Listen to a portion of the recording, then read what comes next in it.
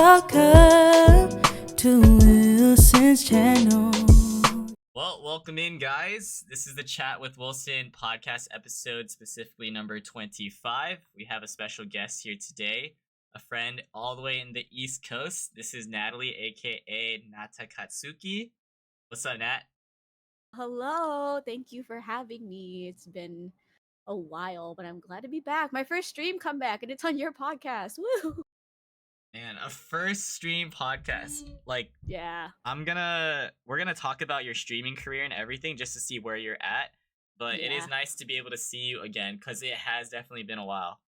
I think last time I saw you, it was January. Like we met in person in January. Yeah. Oh, Yeah. yes, we met in person, but I haven't seen you stream in such a long time too. So there's that. It's been months. Yep, it's been months. Yes, and Nathaniel, thank you for the resub for 28 months, man. Welcome in. Asian Persuasion right there. And Nice. I thank like you. that You name. guys got a lurk. Thank you, Steve. Yeah, it's a cool name. Mhm. So yes, this is Natalie, guys. Make sure to drop her a follow. We have the exclamation guest command, which is a direct link to Natalie's stream. So whenever she does decide to drop in and like have like a live stream, just go for it. You can also I'll come back soon, guys. I promise. I'll come back soon. I hope so. I hope so. Yeah, I know. Yeah. And for those who aren't familiar with the podcast, whether you're watching live or on YouTube, there is a exclamation podcast command. In short, I like to host these episodes just so I could get like a one-on-one sit down with my friends, just to get to know them on a more personal level. Because I truly believe everybody experiences life very differently and has different like viewpoints and perspectives on various topics. So it's just really nice for me to like just engage with my friends, just to like go just literally talk about life, just anything. We're chatting it up. All right. So without further ado, we'll just jump into the first topic. Yeah, let's get to know you. Like a brief introduction about yourself, Nat. What do you have to say about who Yeah. you are as a person?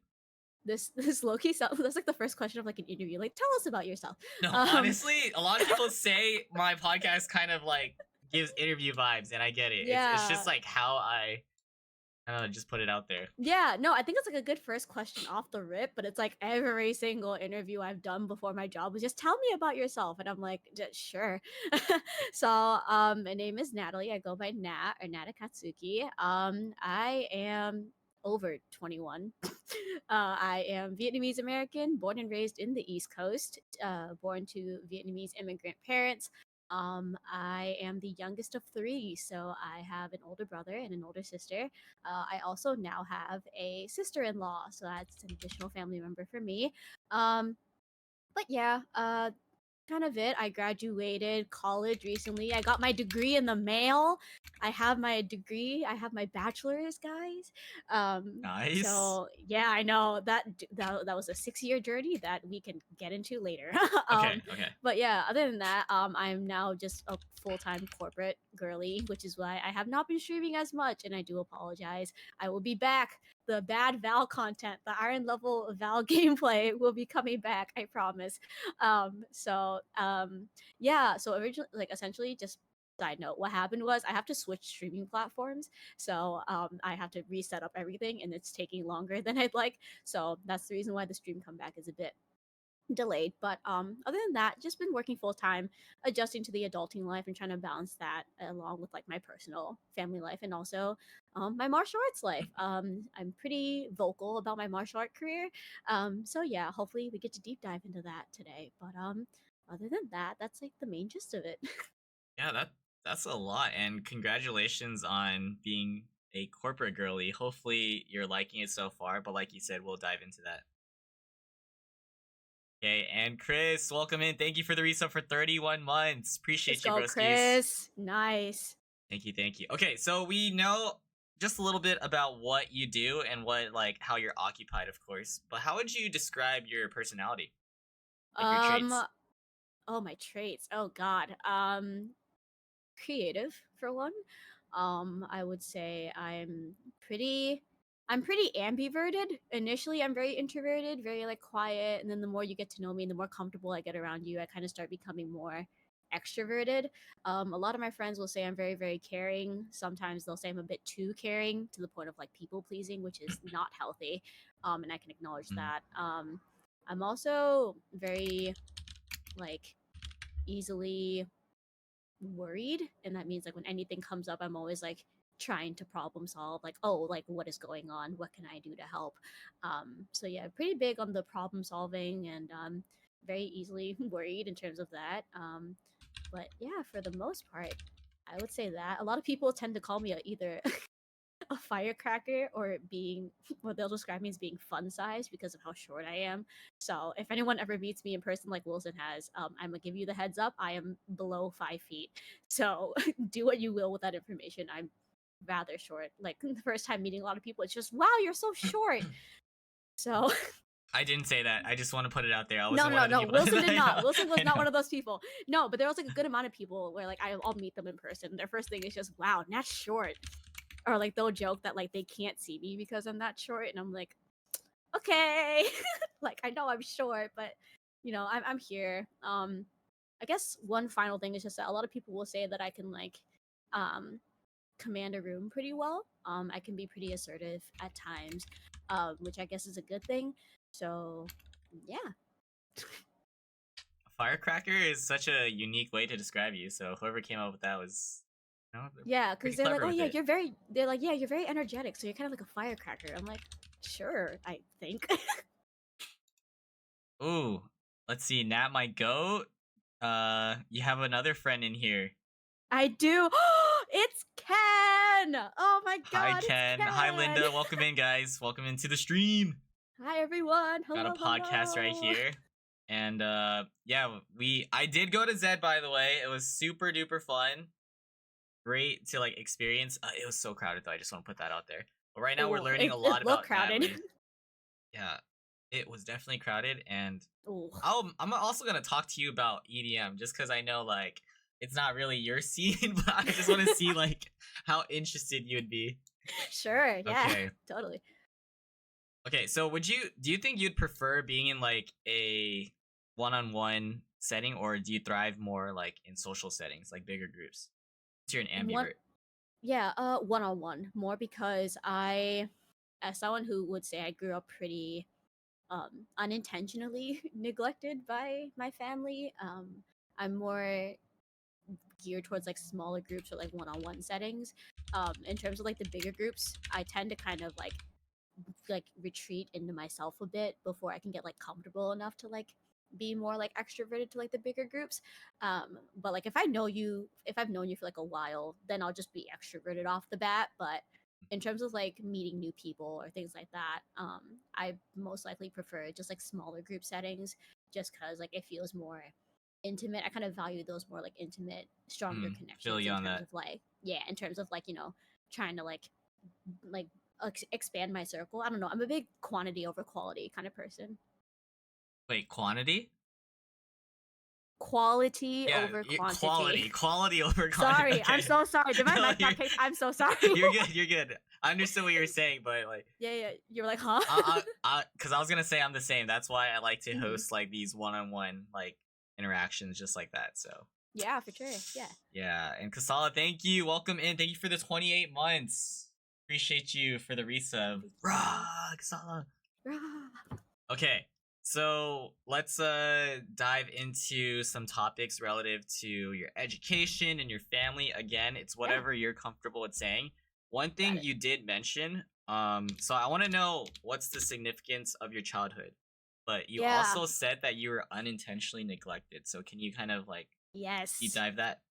Yeah, let me break it down. So, Mhm. between myself and my older sister, we are 11 years apart. Between myself and my older brother, we Oh are wow. 2. So the breakdown essentially is that my sister is the only sibling out of, or like only child out of the three of us that was born in Vietnam.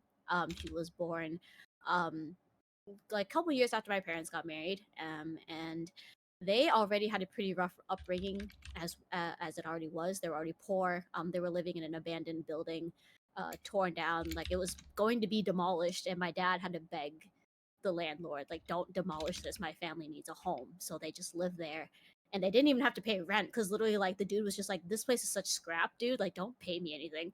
Um, but they were still like struggling to get by just because my dad is a Vietnam War veteran, and so after the war had ended, he was viewed basically as an enemy. So anyone who had served on the South Republic of South Vietnam side, they were enemy number one. They were to be the least person served, neglected heavily, and so my parents already struggled a lot. And then in 1993, they were able to take on one of the initiatives to come to the States.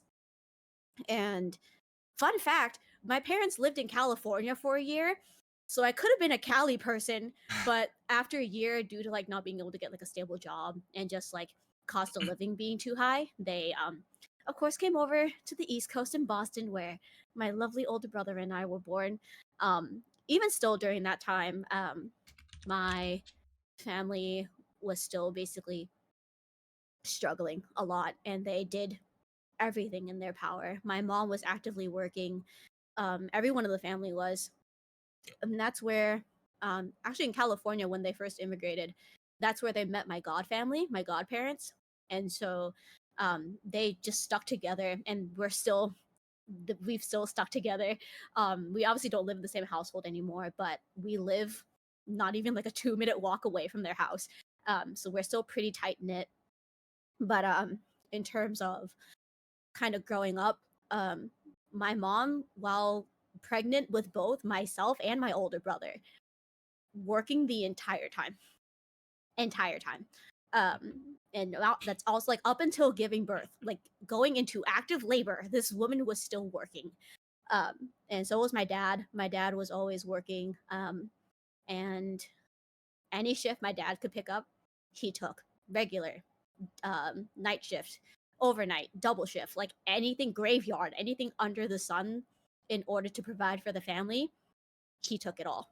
And I give my dad a lot of props for that. But as a result, my dad was rarely ever home for a majority of my childhood. It was usually just on the weekends.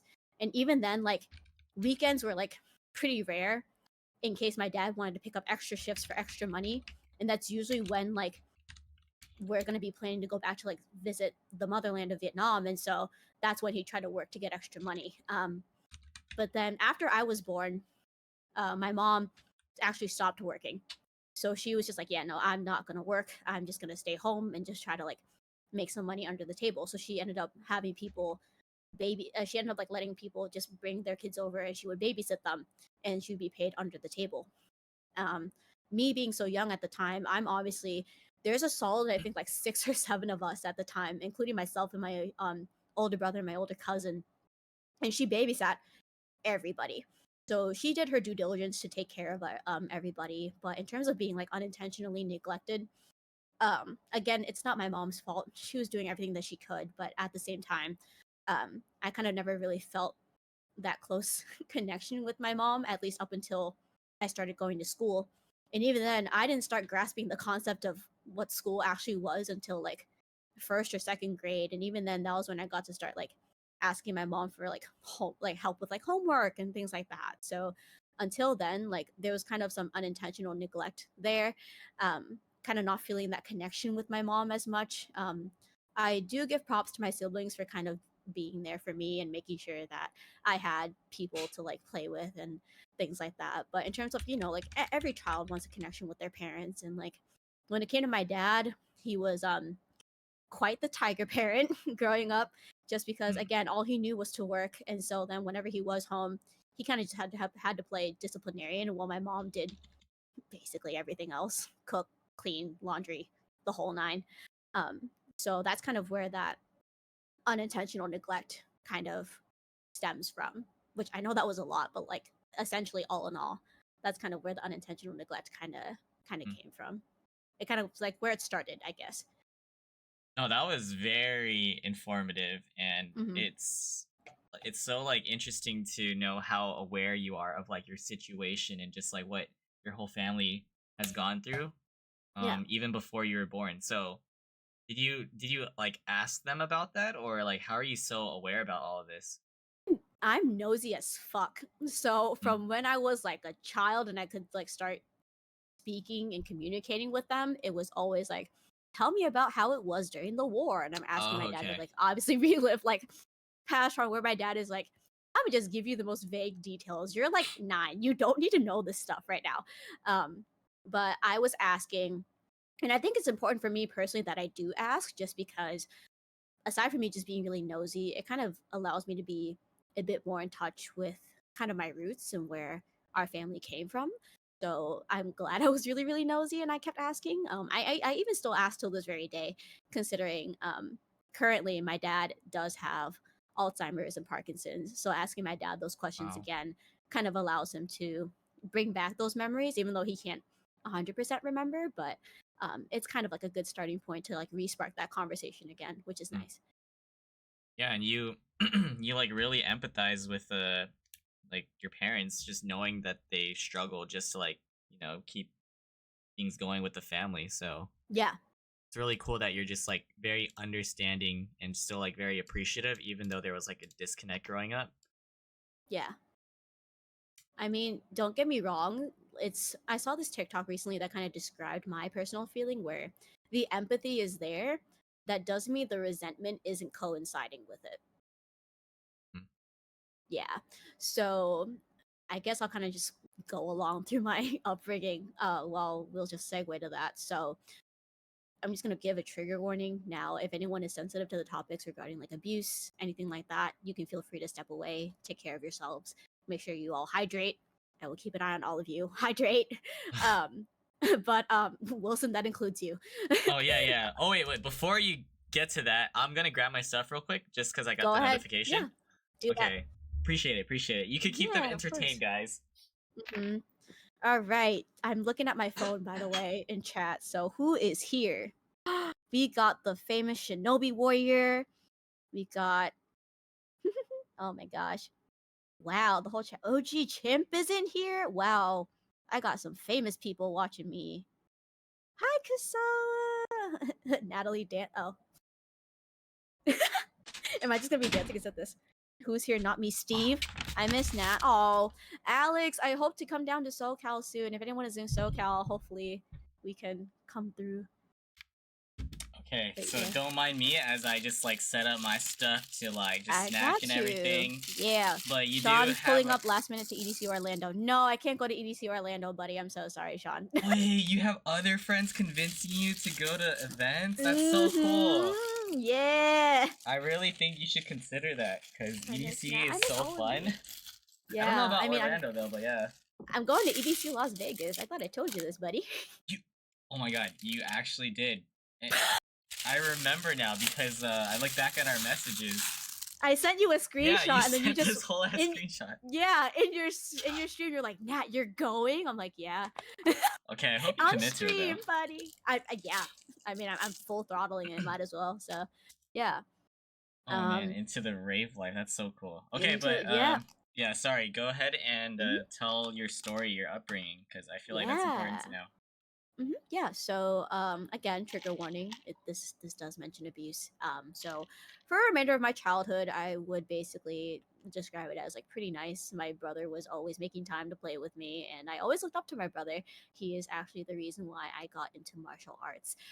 So I'll talk about that a little later. But when our preteen and teenage years came around, things took a bit of a turn. And essentially, from the ages of 12 until like 19, 20, my older brother became very, very abusive. Um, a lot of emotional, mental abuse. He had threatened physical abuse on me a few times. And one of the crazier stories is that I was 16, 15, 16. He had just turned 18 and he got accepted for delayed enlistment into the Marines. And something went down where my response to my mom triggered him into thinking I threw my mom an attitude for whatever reason, and he threatened to basically, in his words, sock me in my throat, which means punch my windpipe. And if for those of you who don't know, if you hit a person's like windpipe right here, that knocks the air out of them, and sometimes it knocks people out. And in my head, I'm thinking, did my own brother just threaten my life? And back then I had a landline in my room, and the urge I had to call 911 and get my brother arrested. Because if the Marines do a background check and they find an arrest on his record, he doesn't get to enlist anymore. Knowing how much my brother fought and pushed back on my parents' wishes to get himself into the Marines because he knew what he wanted his future to look like, I didn't pick up the phone. And I put my life Wow. on the line and didn't call 911 and get my brother arrested. I slept in fear that night, thinking, is my brother gonna do some shit that am I gonna make it to tomorrow? And no 16-year-old should have to be dealing with that. And throughout those years of the physical and the years of all that abuse, the neglect from my parents comes from when they kind of sat by and let it happen. They even sided with him, saying he's trying to, you know, teach you and raise you to be a better person and all this stuff. And I'm like, I don't think that entails threatening abuse or yelling and spitting in your sibling's face to do that. And every single degrading thing you can think of, from being called a worthless piece of flesh at the age of 14 to like a waste of space at some point, to being called a brat, to being called like irrelevant because I'm the youngest, so my opinion didn't matter. Being told my voice didn't matter for most of my life. And my parents sat by, let it happen. And I even called out my parents on it, like my mom, more or less. I'll straight up say, like, hey, which means like the favorite and beloved son of the family, because I call him out on saying he's literally your favorite child. I get it, he's the only son, he's the middle kid, but letting him get away with all of that is where the resentment and where I personally feel the most neglected comes from. Just knowing that they had a chance to step in and keep this abuse from happening, and they didn't, because that's what they grew up on and that's what they were raised on, which is why they then let my brother do it. The most intervention that my mom did was to try to softly talk to my brother, because my brother mad and yelling at my brother would make things worse. Then again, it still kept happening no matter how many times my mom tried to intervene. And I put that in quotes because nothing really happened other than just, oh, don't yell at your sister like that, blah, blah, blah. Still kept happening anyway. I remember one time he had me stand in front of him while he was lecturing me. Mind you, laying on my bed, just lecturing me. And that's how I discovered I had low blood pressure. I started feeling really dizzy, really faint. Instead of letting me take a rest or let me lean on a wall at least, he made me keep standing until I literally was like, dude, I'm gonna pass out. I need to sit. And so throughout that entire time, and I still even asked my mom, because she was like, oh, I grew up like that. Like, my older siblings did the same thing to me. And I'm like, okay, but you also had 2 younger siblings. My mom was the middle kid out of 5. So she had 2 older sisters and 2 younger brothers. So while I understood that, like, yeah, she was the youngest girl in the family, she was also an older sibling. So she kind of should have been seeing both sides. And that's what I kind of wish out of my mom.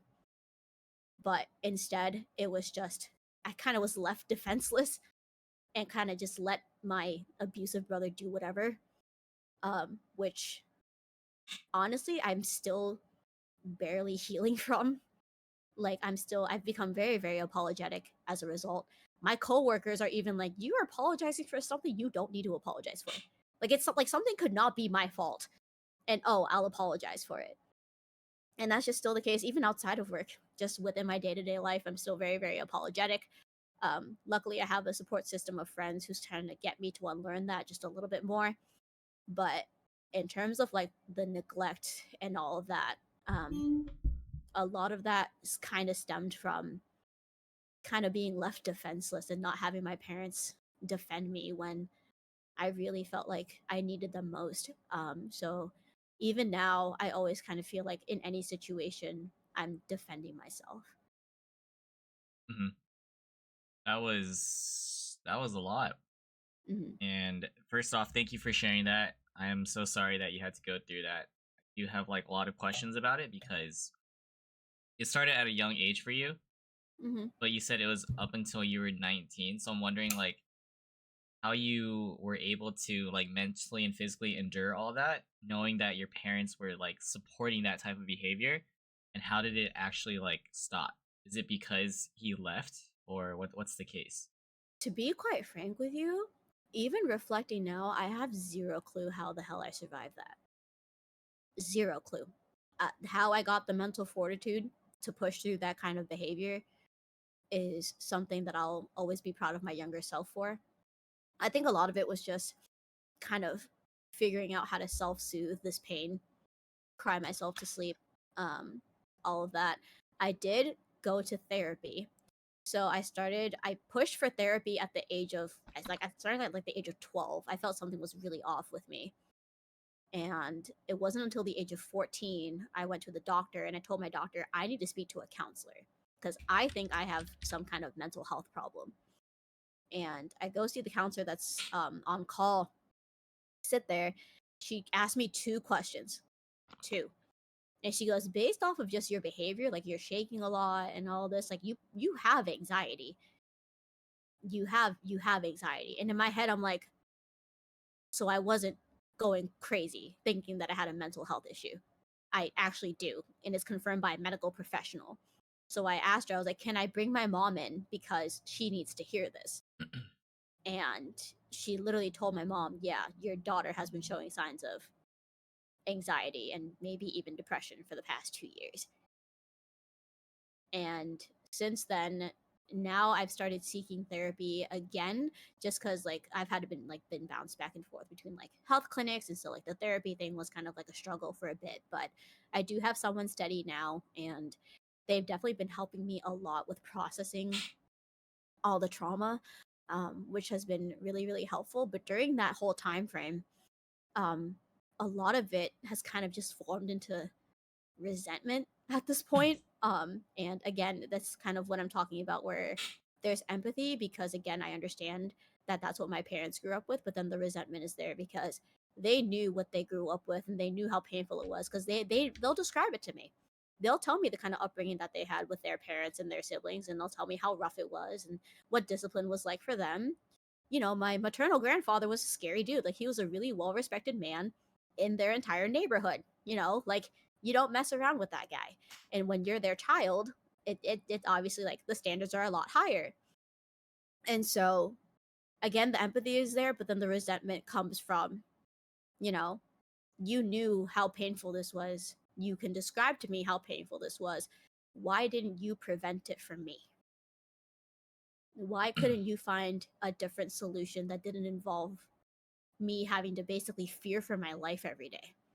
Like I legit walked around my house in like on eggshells because I was like, am I gonna do something that sets off the wrong alarm and triggers my brother into yelling at me again for no reason?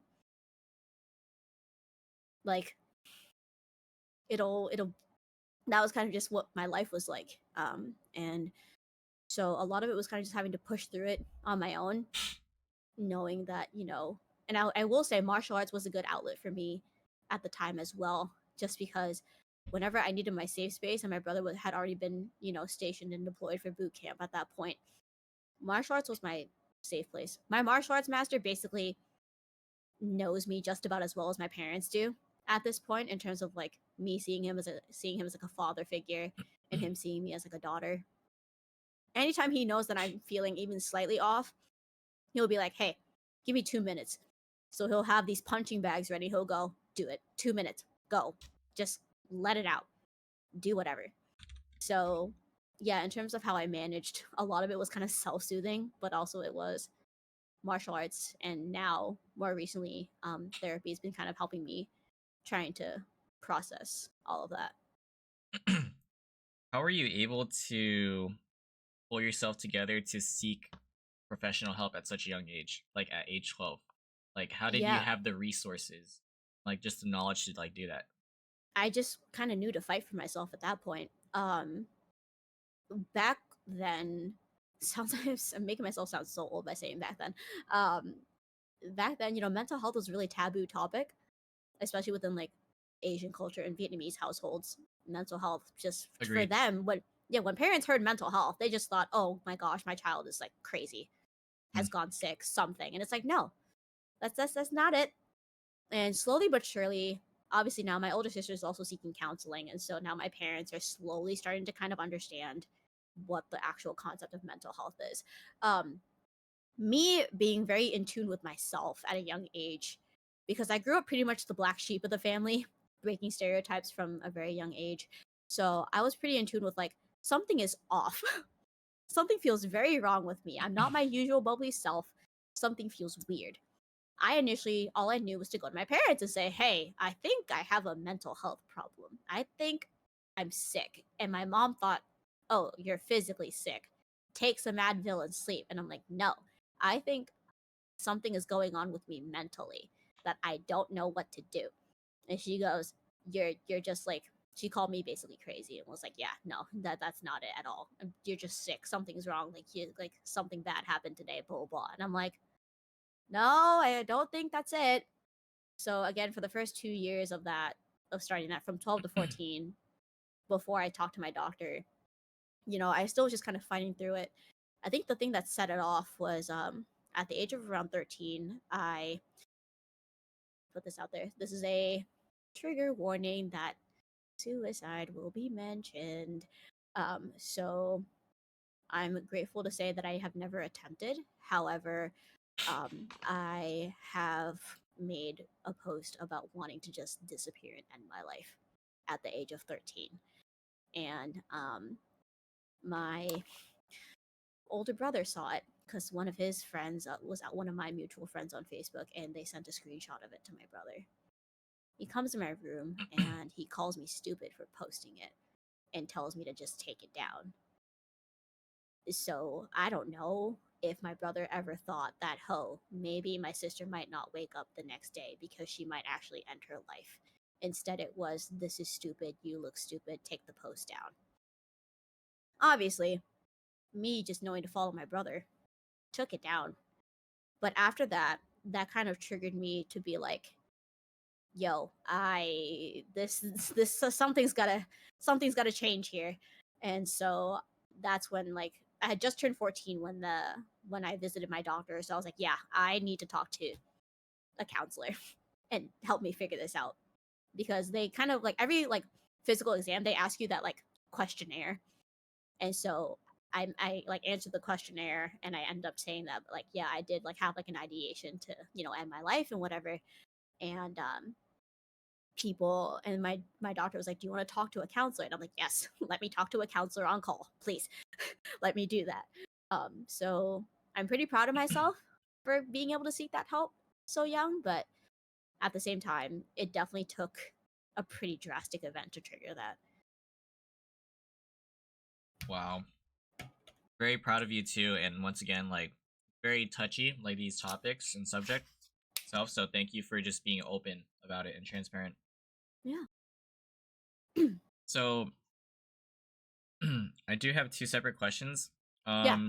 But I'm very curious about how your relationship with your brother has changed over at least the past few years, because you said it was like a specific set time period up until you were 19, Yeah.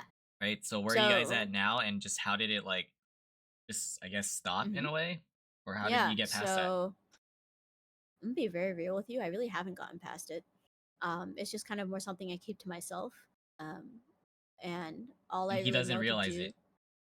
nope. So And even if he does, he hasn't. I haven't received an apology. I really don't have any mm. closure from what my brother caused. And so I I think when my brother got back from the Marines, it was 2020. He had just done 2020 or 2021. He had just finished his 4-year contract with the Marines, so he is now a veteran. And the next thing up was that he was going to get married to my now sister-in-law. From then on out, all I knew was just at the end of the day, he's still getting to live his life. The most I can do is just try to support in any way that I can. So when it came to him getting married, you know, I was there. I did anything that I could to help. And I kind of just told myself to keep distance, but still be there whenever my brother needs me. And my brother will even sometimes like text me, which I will admit it will shock me when he does text me. But like I remember recently there was like an issue at martial arts that he had gotten word of because of his now father-in-law, and he got word. He just texted me going, "Hey, if this happens to you again, I'm gonna have your back. You need to tell me." And I'm like, okay. This is one of the few times you actually voice that you have my back. Cool. I'll go for it, I guess. So it's slowly getting there, but there is a lot of reconstructing that needs to be done. Um, Yeah. and Night, mom. Good night, mom. Sorry, mom came in to say No, goodnight. no worries. Uh, Okay. so there is definitely a lot of um, reconstructing that needs to be done. But in more recent news, my brother and sister-in-law are expecting their first child, and it is a girl. So I am going to be having a niece, and Congratulations. so I told myself moving forward that for the sake of this child, I will just try to hide anything regarding the past so that this kid does not have to witness anything they don't need to. Um, Not saying that it's like still not there, because obviously I'm learning to live with it, but for the sake of our our new addition to the family member, um, I would rather just. I mean, the dream is like for me to one day be able to talk it out with my brother and say like, "Hey, can we talk about all the bullshit you put me through and what that was about?" Because if it was to pump up your ego and to make you feel more like a man, you didn't have to do that. You're a dude regardless. Like it did that. Abusing me did not have to be in that equation. Um, that's the ideal, but until that happens, again, it's kind of just I'm still his little sister at the end of the day. It's more just about supporting my brother from afar and trying to make sure that whenever he needs me for anything, that I will be there.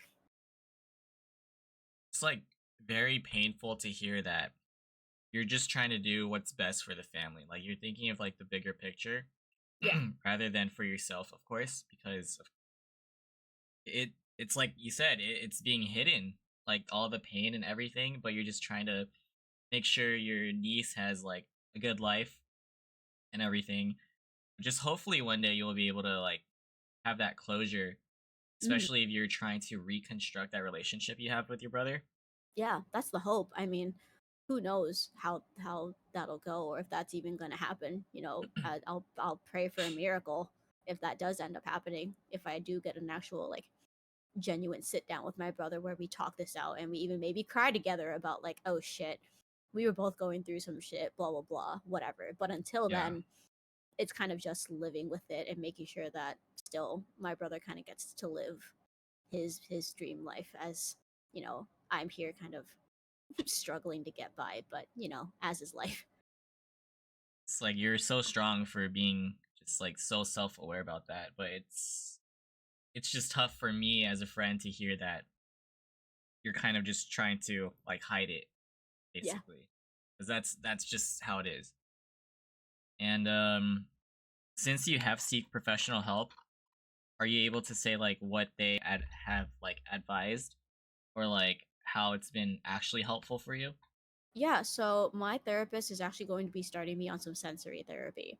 So that literally means I'm going to be thinking back on these memories and all this stuff, and which it's going to be a lot. She did warn me it's going to be a lot, but she's going to her thought process is that the more I continue to think about it and I break it down, hopefully it'll not let it'll like, I guess, lower the intensity of that trauma and that pain.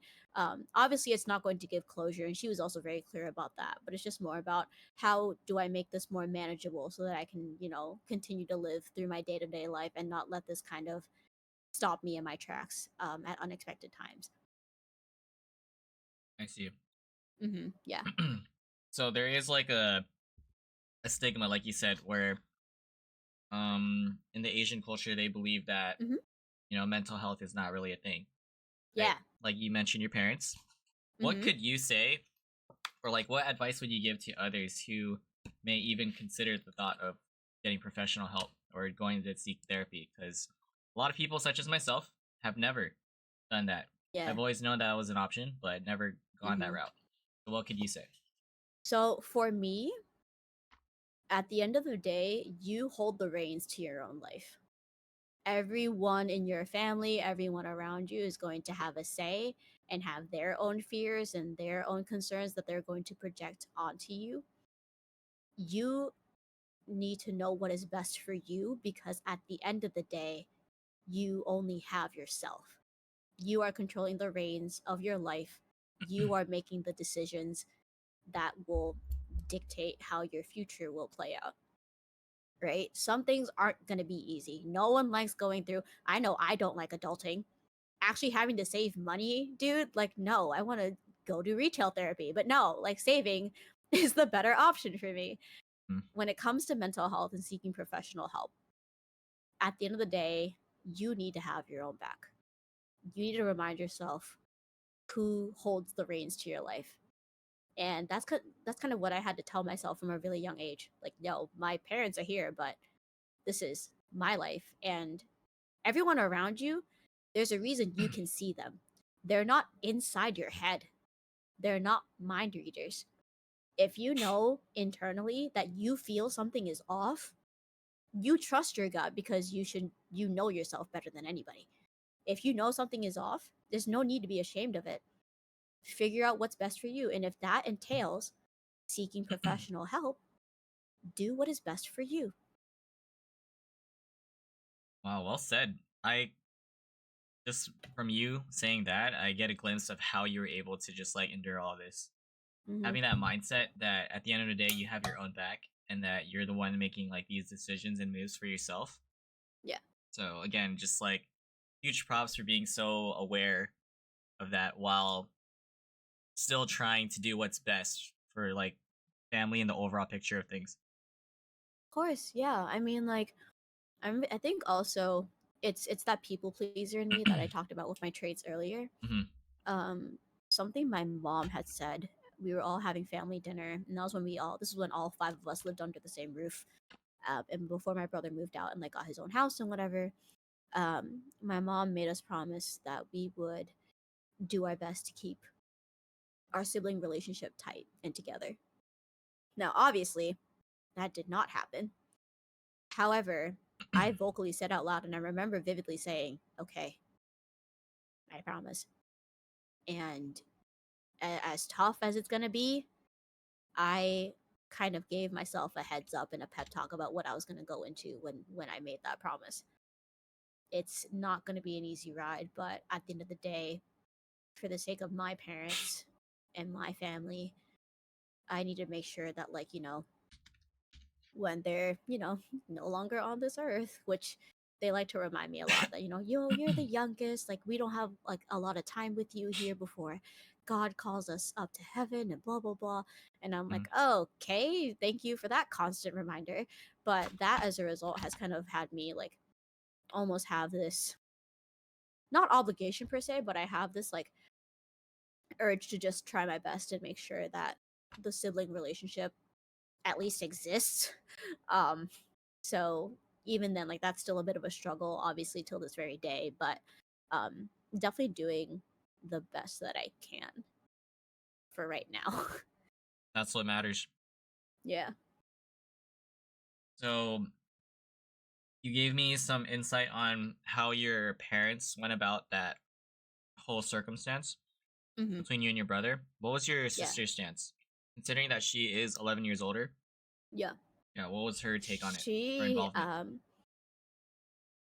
I will say her involvement was also kind of similar to my parents. My Okay. sister was the one who was trying to be a bit more of like an advocate of like, yo, this is kind of wrong. But at the same time, my parents, of course, having like the executive say of it all.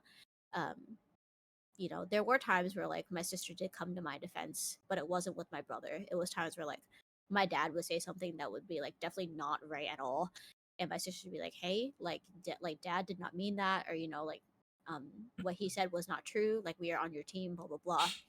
But for a while now, my sister and I actually have not been that close. I can't speak on her behalf 100%, but I personally also don't blame her because she kind of had to play the parental figure growing up for us, while my parents were busy trying to keep the family surviving and keeping us alive with a roof over our head and food in our stomachs and clothes on our backs. My sister kind of had to play parent towards my brother and I. So I don't blame her in the slightest. I will say I was also just not the best younger sibling to her growing up. So I don't blame her for wanting distance from me right now. We're kind of just giving that to each other at the moment. But in terms of just like the whole thing, she was kind of similar to my parents, but at the same time, she was trying to be like, hey, like, we need to, you know, figure this out because this can't keep happening. How my brother managed to stop, honestly, no clue. And I wouldn't even say it like 100% stopped. Like, the more like extreme abusive stuff obviously stopped, but in terms of like giving like the like quote unquote casual like demeaning comment or calling me stupid or whatever from time to time, that still happens, um even till this very day. But like, I will say that like my sister did try. Okay, I see. Yeah. So this is stuff that went on within the family, like at home and everything. Did you guys Yep. go to the same school? You and your brother? My brother and I did. So from elementary, from first till halfway through fourth grade, because I transferred to the advanced class halfway through fourth grade. And then after about a year, my brother got to transfer because I was the reason he got to transfer. So I was like, oh yeah, there's a family member here. Yeah, sure, we'll transfer the brother on over too. And so for basically 8 years, my brother and I basically went to the same school. Minus like half a year. But I think my sister went as well for elementary school, but then she went to a different middle school and then got into one of our top exam schools for high school. So after high school, we all went to separate high schools. So but for the majority of our childhood, from elementary to like middle school, we went to the same school. Okay. Yeah. What was life like during like throughout your academics? Let's Um switch gears a little bit. yeah, so for academics, I mean, I was a nerd. I was quite the tryhard. A lot of people called me the teacher's pet growing up until like at like halfway through um like middle school, like 8th grade. I was still trying, but like even then, like, I found out I got into like one of our top 3 like exam schools for my school district. And so I Oh. was like, okay, but I'll still try, whatever. And then high school came around and I was trying for that up until um senior year, because legit senioritis like got the best of Senioritis. me. Uh-huh. Senioritis got the best of me big time, bro. So I was like, I did not tell this to my parents, but I guess I'll put it out there. I was definitely doing a lot of makeup work for one class to like get them to sign me off for senior sign off to graduate. But hey, I made it. I passed, so they signed me off and let me go. But no, the senioritis definitely hit. It's a In lot of terms of people. just yeah, in terms of just how it was in general, like in general, of all the years to be that were messy, honestly, a lot of people tend to say middle school, and that middle school is definitely up there, but it doesn't top high school. High school for me was messy compared to middle school. Like middle school, I think it was like tolerable. I was still getting bullied in middle school and like school in general because I was the nerd and like the try Mm. hard and like had no friends and all that stuff. But when it came to like high school, it became a whole different breed of like just you just began to see a different side of like humanity that I've never really seen. And what I mean by that is that like um I did a program called ROTC, which is like basically like a military based program where it's Mm-hmm. literally run by the state, by the government. So like every year, the rear admiral will come by every school's ROTC program and do an inspection. If you don't pass, your school's military program is on probation or on hold until you pass the inspection. So it was on that level. So I did that for 4 years, and I enjoyed it. It was pretty fun. I got to like kind of experience leadership in a different way to martial arts. Um, but at the same time, the amount of just bullying that people would take it to, the amount of shit talking people were doing, gossiping behind the scenes and saying shit behind my back, and it was pissing me off. I'm like, dude, if you have an issue with me, say it to my face.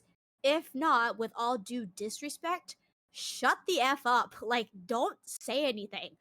So I remember in 10th grade was a whole different breed. I will pause on that. But for 12th grade, I was for my homeroom, it was basically all females plus one male. And all the girls, it was me and one girl, and then there was like a group of like 4 or 5 girls and the one guy. And they were all a friend group. And essentially I literally heard them because I would have my headphones in pretending to like listen to music. So they thought I wasn't hearing anything. I heard everything. So from them fat shaming all the girls who were trying on prom dresses to threatening to fight a girl at prom because one girl was wearing the same prom dress as her, to one of them making fun of me because I had a crush on the guy at the time. And instead of just coming to me and just rejecting me, he chose to make fun of me and he let the other girls talk shit about me.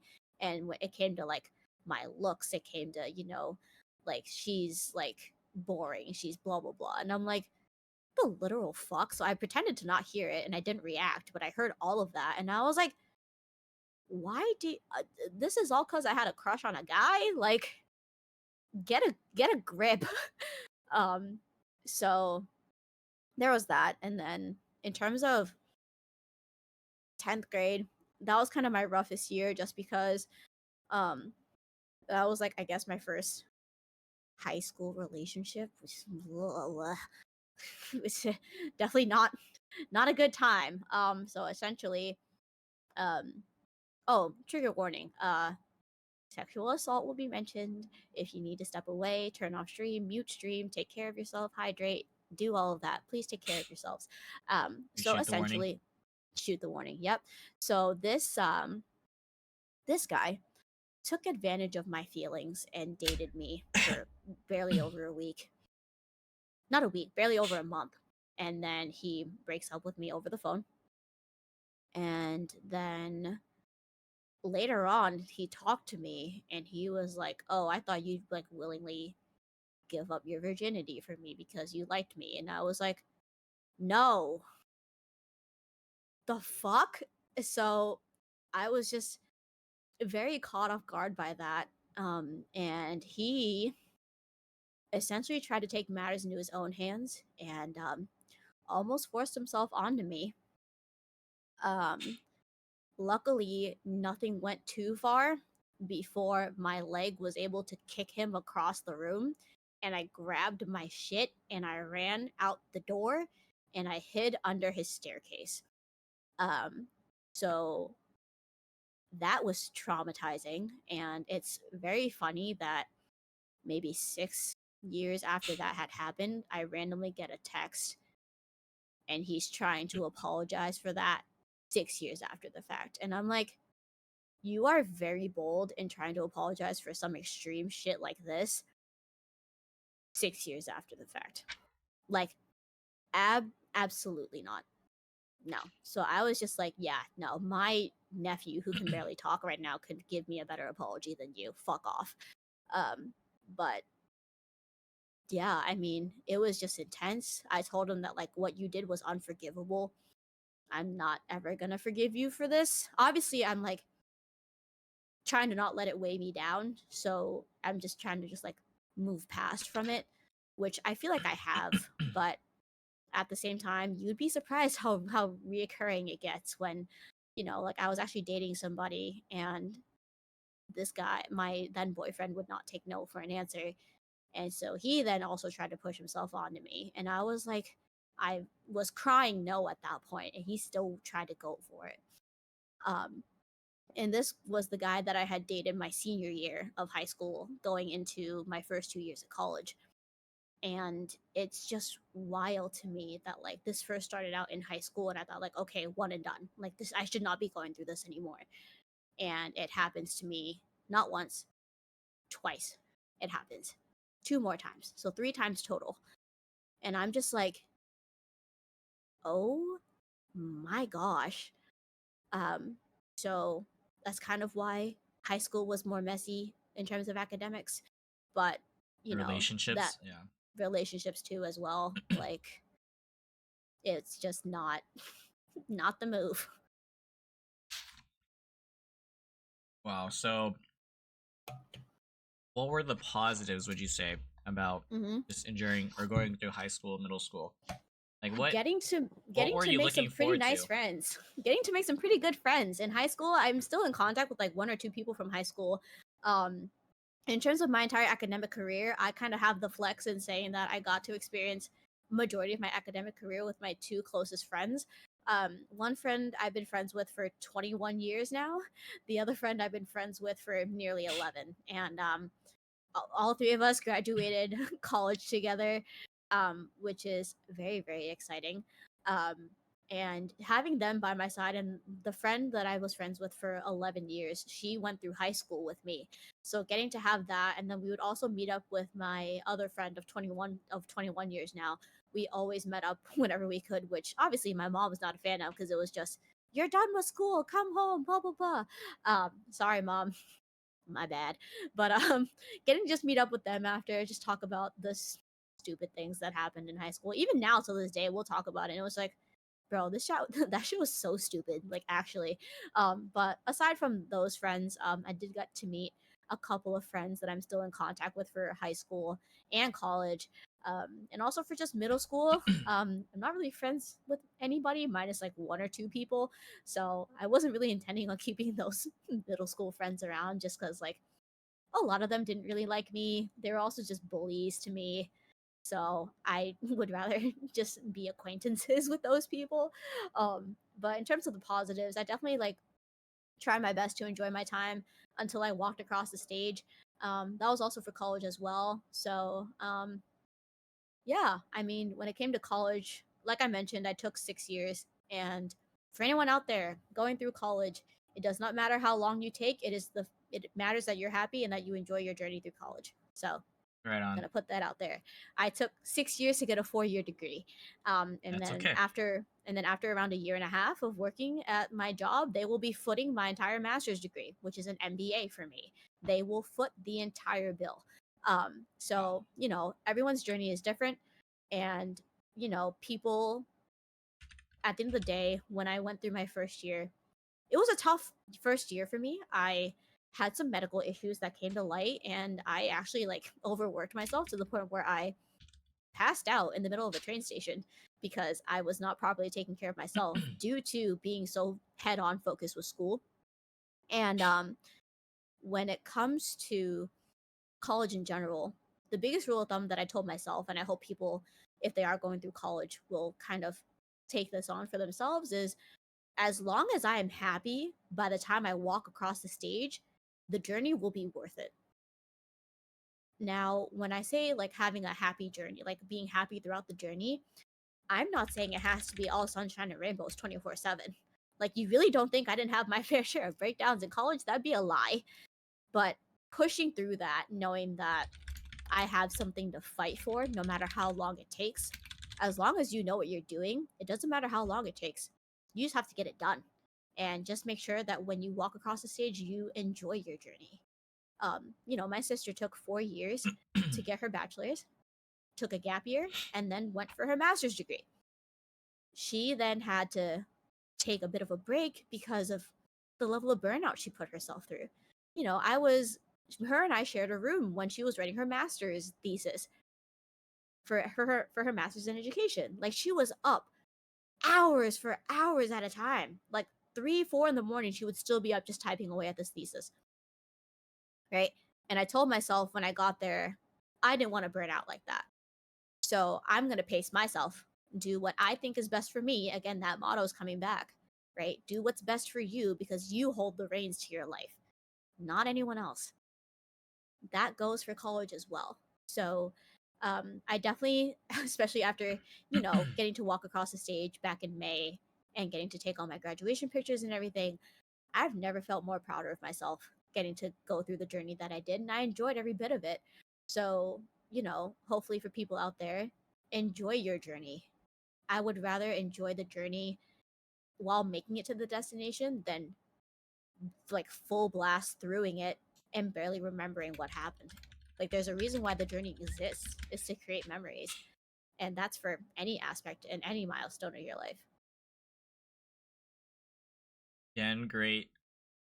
Like, what a great message. Honestly, everyone's going at their own pace, and I feel like you're just very, like, to summarize it, you've been through a lot of shit.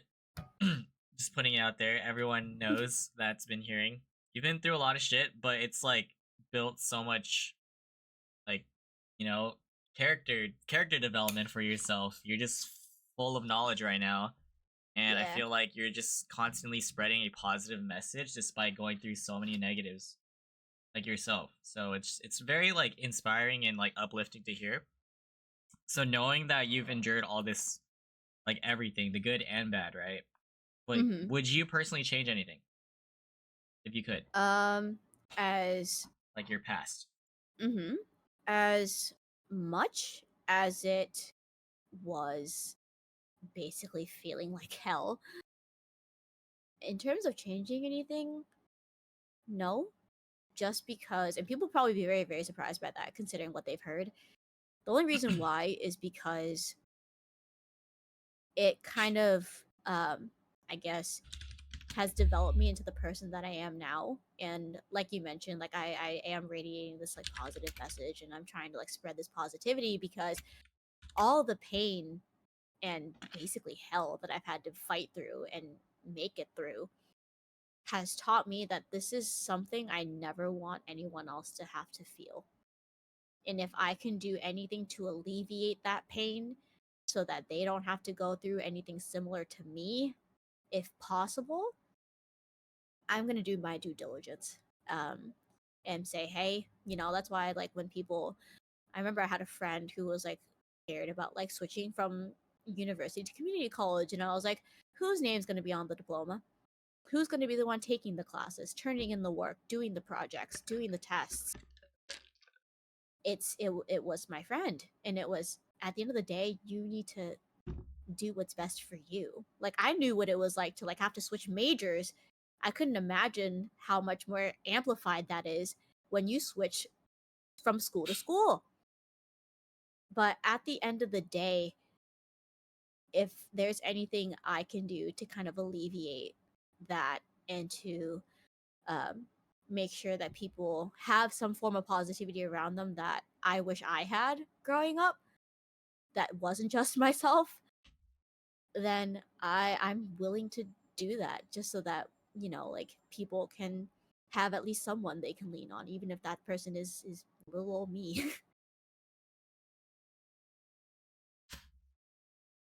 Hey, that's been learning a lot about you so far, and I'm just happy that you've come out with such a positive mindset, like overall, like throughout your Yeah. experiences and stuff. So when you were like going through school and everything, did you have like a set path for yourself, like career wise or just like goals? And where do you think you're at now? And has it Yeah. changed? Um when I was applying for colleges, I went in for sociology. I was so adamant about wanting to be a social worker. Like I told myself, because that was when I was like starting therapy, and a lot of my therapists were licensed social workers, and I was like, I want to be a licensed social worker. I'm gonna go through sociology. I went through 2 years of sociology, and I'm like, I cannot keep writing 5 to 7 page papers for my sociology degree. I cannot keep doing that. So instead, I made sociology my minor. I finished off 2 classes left, and I have a sociology minor now. But I was like, you know what? Let's go to the business world and see what it's like there. So I went in, and at that time, it was actually um, at the start of COVID, And so the shutdown had just happened and all that, and that's when I made the switch from sociology to management, which is our business degree at my school. It was management, and I was watching a lot of Wong Fu Productions. So if y'all know who that is, Nice. shout out. So I actually got inspired by their then social media manager, Jen, and I was like, I should do social media marketing then. And so my school didn't have social media marketing, but they had a marketing concentration underneath my management degree. So that's actually what my degree is in. So it's a Bachelor of Science in Management with a concentration of marketing and a minor in sociology. So I went through marketing hoping to become a social media manager or social media manager. All of the freaking positions that were offered for interns or things like that, literally unpaid, Mm. all unpaid. And I was like, what the literal? Not in this economy. No, no, no, no, no. Absolutely not. And whenever I did try to talk to these people about like potentially getting compensated or anything like that, not open to it whatsoever. I was like, then we are not going to continue this. Wow. We're not going to continue it. And so it was my last year of college, and I was stressing about how to, let me see, like how to like start for jobs. I forgot that I was literally introduced to insurance at the age of 18. I was um I was hired for a life insurance brokerage, and I did that for about from 18 till like 21, 22. I did that, and after that I actually left just because what they were wanting to do, I wasn't aligned with it, and so I was like, yeah, no, I'm fine with that. It's okay. So I left, and then I started working in um at an insurance agency. So agencies and brokers are basically the same people, but this agency I worked at for like a few months focused on auto insurance, home insurance, or business insurance. So if you own a business, anything like that, you can get business insurance, workers' compensation, all that stuff. I'm about to sound like a whole insurance nerd. Bear with me, guys. No worries. So yeah, and so how I landed at the current job that I have now was actually from that agency. So one of my jobs there and one of the tasks I had to do was call and file in auto accident claims for our customers who couldn't speak English. And so I had to be either translating the call from Vietnamese to English or just report the claim for them all together. And so I was calling all these companies, and I would be paying attention to how these people were sounding. And like 3 out of the 4 insurance companies that we carried, all their workers sounded miserable. I was like, are y'all okay in the claims department? Like, what are we doing? This one insurance company, however, every time I consistently called, they seemed happy go lucky. And I'm like, I don't know if this is like a front. I don't know if y'all are like whatever. But then I did mention that, like, after a couple months here, because my dad's health was rapidly declining, I actually left that agency to take care of my dad for a bit. And so I told him, I was like, yeah, like I'm going to be looking for a new job soon, blah, blah, blah. And I did not say that on company lines, thank God. So the person who was working at my now at the insurance company that I'm now at, they were like, oh yeah, we're hiring. We're always hiring. Go ahead and apply. And so I applied to 2 different positions. I heard back and got interviewed, got accepted for that position. So I now work actually in the auto claims department for an insurance company. So if anyone in Massachusetts has insurance with a specific insurance company or gets involved in an accident, 9 times out of 10 you could be talking to me Wow. to either file in your claim, talk about your claim, all that stuff. But my current job now, um you know like it's a lot more than just filing in claims and stuff like that. I'm actually like having to contact a lot of different companies, like, oh, if our customer has like rental coverage on their insurance, oh hey, can we get a rental set up for them, blah blah blah. There's that back and forth. And then if it's like an issue with like our insurance, going after like another insurance company to get money back, like, oh hey, what's the update on this, blah blah blah. It's a lot of like back and forth. So you know, like I am lucky to say that I got introduced to insurance really young, so I had that experience. But not a lot of people were really lucky. So the people who are still fighting to like look for a job right now, I feel your pain. I was job hunting for a good amount of time before I was able to land the position that I have. So keep fighting on. Something will click, I promise. And yeah, so now I'm working full time in insurance, which of all things, I didn't know how insurance clicked with me, but here we are. So from, let's see, social worker to social media manager to now working in insurance.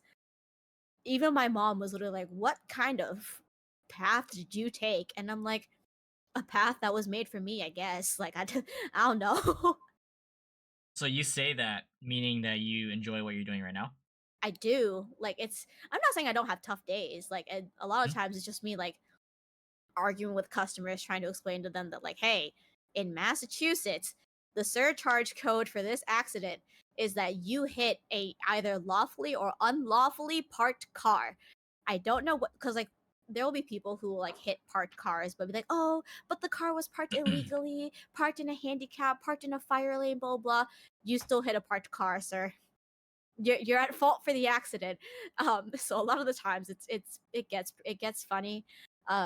One of my more recent ones, I won't like, I can't reveal like names or anything, but essentially a person called in a claim where they dropped a cheeseburger and they decided to pick up that cheeseburger and ended up rear-ending the car in front of them because they didn't look up in time and they couldn't stop their car and they rear-ended the other car for the sake of picking up Ah, a the cheeseburger. cheeseburger.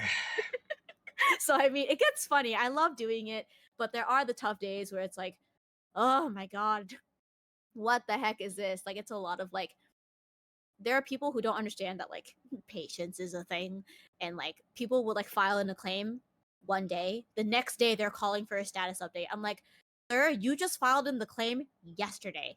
You were advised that your next step was to wait 24 to 48 hours for a phone call from one of our independent companies and independent partners we work with to help you with next steps on your car. Calm down. Like this just happened, homie. Calm it down there, please. So is it people that basically stress you out the most on that job Honestly, yeah. with the Like I calls you love my take? I love my coworkers. They like, we all help out each other because we all know what the struggle is like. But it's more just like the callers sometimes. Like some of the calls are easy. It's like, "Oh, hey, like have we established who's at fault for this blah blah blah?" Like open up the claim. Yeah, I know. It looks like this is the result, blah blah blah. Other times it's like, "Where's my payment?" And I'm like, "We issued you this payment 2 days ago. It takes 7 to 10 days to get to you in the mail." So it gets funny at times to explain those kinds of things, but I mean, hey, if it gets me through the day, it gets me through the day. Is this like a full-time 9 to 5 or what? 8:30 to no 8:15 to 4:30, so basically full time. Yeah. Do you have a lot of like coworkers on your team? I do. Our claims department is pretty big. We're split up into three separate branches of the claims department. So we have our injuries department, auto claims department, which is me, and property damage and property claims, and then also we have our total loss unit, which like if your car is totaled or if your like house gets demolished or something, which I don't think total loss deals with that.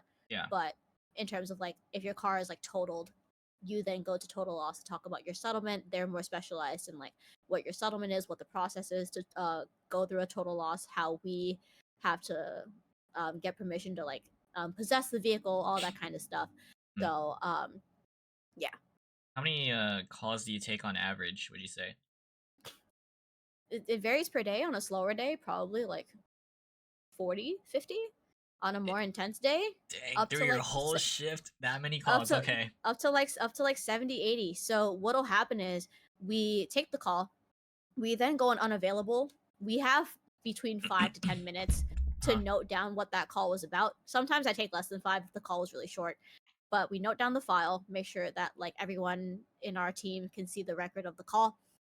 Once that's done, go back unavailable again, unless I have to make like outbound calls or like, hey, like call call people being like, hey, looking to follow up on like the claim that you filed, blah blah blah, got assigned to me, whomever. So unless I have to make outbound calls or something, a lot of it's just constantly taking Like inbound inbound calls. calls. Mm-hmm. Yeah. Dang. Time Mm-hmm. must go by really fast then, huh? At times, yeah. I know today, for some reason, all my coworkers were on the consensus that today was moving freakishly slow because we had a slower day than normal. Yeah. Because basically after a long weekend, we had Monday off, and so then Tuesday was kind of like the brutal day of like every single phone call is like suddenly coming in at once and Mm. all this stuff. And there are times where like our after hours unit, no offense, I love them, they cannot do their job. So we either like people will be like, oh yeah, I filed in a claim with your after hours team, they didn't give me a claim number, and I'm like, if they didn't give you a claim number, they didn't file it.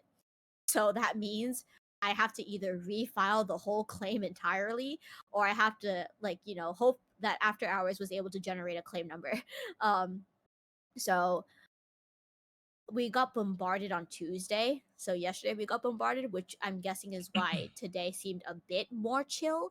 But, you know, yeah, stands to reason.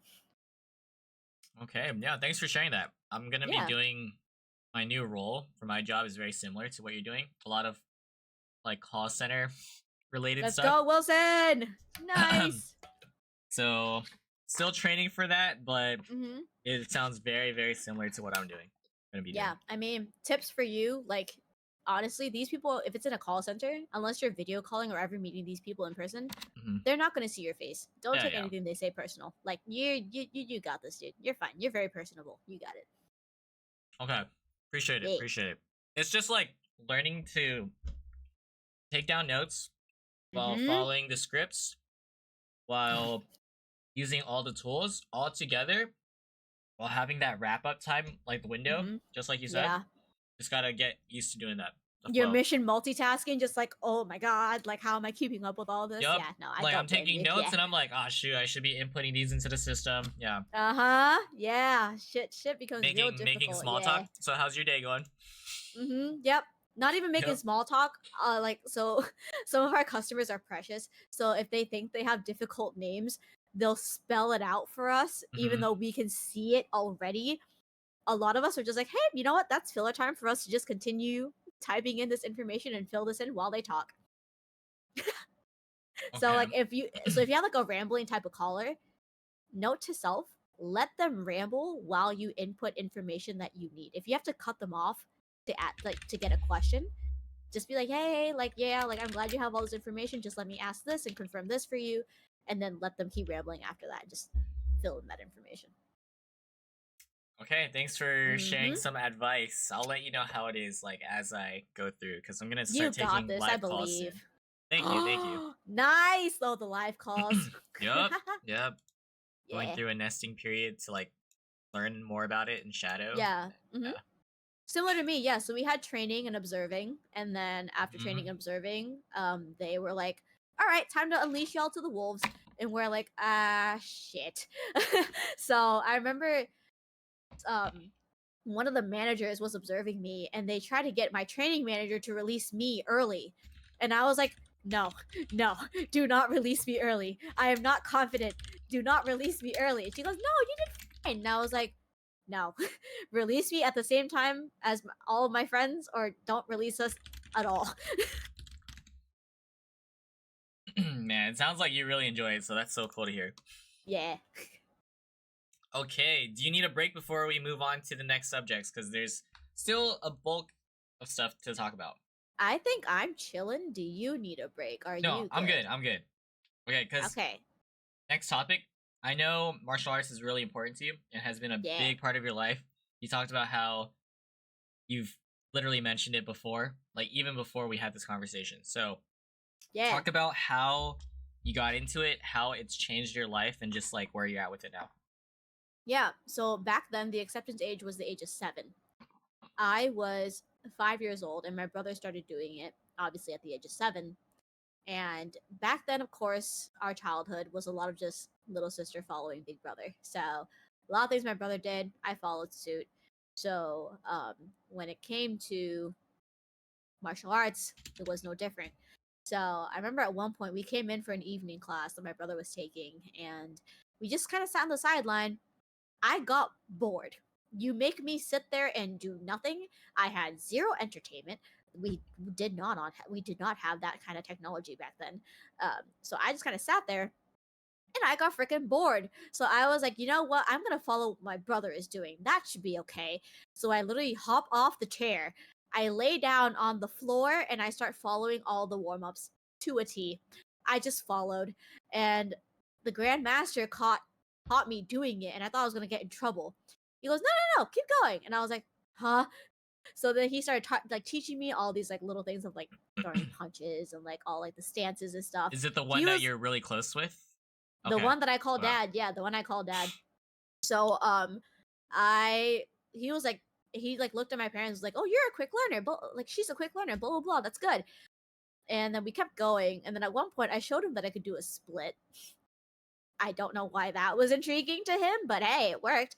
So after about a week of doing that, he pulls me aside at the end of a class. I think it was like one of my brother's morning classes, and he goes, "Very next class, I'm gonna let you follow your brother. If you can't keep up, then I'm gonna have you wait until you're of age, and then I'll let you in." Blah blah blah. I don't think he knew, or I didn't really even know what I was getting into when I first started. Um, the way I can describe it, 5-year-old Nat was fearless but not confident. Um, so I wasn't afraid to try anything. I wasn't confident in doing the things I was trying. So a lot of the new things he would like let me do, I would do it and immediately like lose all confidence. Be like, oh shoot. So I'd be like doing things pretty fearlessly. I just wasn't confident in doing it. So with a lot of time and patience, the Grandmaster kind of nurtured me from age of 5 until now, which is 19 years, almost 20 years. It's wild to kind of think about that journey now. I will say the amount of adversity I faced as a 5-year-old just because I was 5 was insane. Like you had people double, triple, even close to like quadruple my age at the time getting upset that I was there, upset that like I was too energetic, the master was favoring me and being like too lenient, I was learning too fast, I was going through the belt ranks too quickly. And with the master, like if you can't back up your skill or like prove your skill, you're not gonna get tested. And so a lot of people were expressing that, and some of them would even like tell me like, oh, you should just wait until you're 7 and then come back. And some of them would actually not want to teach me and would just hot potato me until someone just took me and taught me. And if I wasn't being taught by a person, by any of like the older kids, the master took me. It was just, here, take a chair. You're gonna start learning how to do your sidekicks now. Blah blah blah. Okay, cool. I did that for 2 hours. Like, you know, if none of those kids would teach me, the master did. If I felt like no one had my back beside my older brother, the master did. But obviously, I can't be in the same class as my brother. He was a very different belt rank than me. I couldn't be in that class. So, but yeah, a lot of them did not just did not want to be around me. And what I will say is, I think what these people failed to understand at the time, and I don't blame them because like of their age and stuff. I was 5. Like, what were you expecting a 5-year-old to do? Like when it came to people always still even claiming till this day saying that I was favored, I even am like, no, I'm not. I was not favored. Was I more was the master more lenient with me? 100%. Very generous, very lenient with me. When it came to like discipline, absolutely not. Favoritism where? No. Like I obviously wasn't given like the exact same punishment of like push-ups and stuff. But he still would like pull me aside and like talk to me about like, hey, this is wrong. You can't do that. So I was still punished, just not in the same way that they wanted me to be punished. So going through that was obviously a lot, but of course, like it's funny enough that most of those people now aren't even there anymore. That's a And lot of during years, yeah. those, yeah, literally. So during the darker times throughout my childhood that I mentioned, where like the abuse was happening, I was also being simultaneously bullied in martial arts as well by this lovely group of around maybe 8 to 10 people who made it their mission basically to talk about me for 2 hours straight. Every single class, it was either talking about me, talking about where they're gonna go hang out for food next, or whatever. And I'm gonna just blast this out there now. My sister-in-law basically started it, and my brother enabled it. Wait, that's such a crazy reveal. Oh my. Surprise! So yeah, as Wait, of wait. right now, Before you get into that, uh-huh. how many classes did you have a week, and when did this start? Like age wise, the bullying. Age what? Yeah, bullying. I was 12. Okay, you were 12, and then yeah, how? Classes 3 times a week. Three. And So it it was Wednesday, started from Wednesday, Wednesday, your Friday, Saturday. sister-in-law. Yeah. Oh my Mm-hmm. god. Surprise! So yeah, they did not like me. And so anything new with me, like I remember I changed my hair to like the side part that I have now because I used to have like a middle part, right? Yeah, I yeah. changed it to a side part. My sister-in-law walks up to my brother and goes, "Why did your sister get side bangs?" And I was like, "Why do you think he cares?" Like it's my hair. If you're not gonna ask me, shut up. Like, you know? But then at one point I was getting kind of annoyed that what she was doing, like talking, not really practicing, all that stuff, my brother would defend her for it. And when I called it out, it was, "Oh, you don't get to do that, blah blah blah." And I'm like, no, absolutely not. So I began mirroring her behavior. Anytime she was talking or sitting down, I did the exact same thing. Guess who got yelled at by her brother? Me. So he would yell at me for doing the same things that his then girlfriend would be doing. And I was like, interesting. Okay, cool. And you thought that was the best of it. In 2013 we went to California. SoCal. Put that out there. It was SoCal. We went for a performance, and they planned out a whole itinerary that intentionally left me out of it. They went to all these places, went out shopping, went to the movies, went um they were gonna go to an amusement park without me, and I was like, no, if I'm gonna go anywhere once, it's an amusement park. Like I'm gonna go. So we went to Knott's Berry Farm, and initially every single person, and my sister-in-law of course planned the itinerary of that trip. They asked my brother, talked to my mom, and goes, "Can you stay with her at the hotel?" We didn't plan for her to go. I was 12 and I was getting excluded from this entire itinerary. It was a 5-day trip and they excluded me from basically the entire itinerary. Did you have like a chaperone or something watching you guys? They made 2 random adults go, and I had to be under their supervision while they all went off together as a group. I see. And it pissed me off. I was like, are y'all fucking kidding? Purposely left out. Purposely leaving me out. Get a grip. But obviously as I continue to fight on through that, obviously I am where I'm at now because I fought through all of that. Um, at Fun fact, at my 10-year mark, which was 2015, 2016, I was actually going to hang up my uniform and quit at my 10-year mark. And of course, the universe and God had very different plans for me. At the day I went in and I was going to tell my grandmaster that I'm not going to be coming back and that I'm leaving, and I was going to return my uniform and everything after, he was like, "I have you signed up for a competition in Vietnam in July of 2016." And I'm like, Whoa. I'm like, blah, blah. I beg your finest pardon. What? And back then my self-esteem was like minimal to none. So I looked at him like he was nuts. I was like, "Are you sure you want this one, me, tiny little human, me, to go compete in a tournament and blah blah blah and represent us and the country of America? Like, are you sure you want me to do that?" And without hesitation he went, "Yeah, you have the work, you have the skill, you prove yourself, do it." Dang. And I was like, so it was me, my older brother, and two other classmates. So they were also a sibling duo at the time as well. I forgot to ask mom to book the tickets, and he had heard that my mom had already booked tickets to Vietnam for my brother and herself, just so that they could go and have my brother say like a farewell to the family in Vietnam before he got deployed, just because he wouldn't be there for a while. And then obviously on Saturdays my mom would go grocery shopping. So before grocery shopping, she would stop by the class, and so my grandmaster saw her and goes, "Yeah, you need to buy her a ticket because she needs to go compete in Vietnam." And I'm like, "Shit, I forgot to tell you." And my mom goes, "Why didn't you say anything?" And I'm like, "I forgot. This was on a Wednesday. I'm sorry." So obviously the ticket's bought. Competition happens. I'm expecting nothing. Like, I'm expecting, like, I'm not even gonna place. I'm just gonna do the best that I can and then see what happens. For the category I performed in, my score was like a 9 point. So, what was my score? Like a 9.8 something? 9.7, 9.8.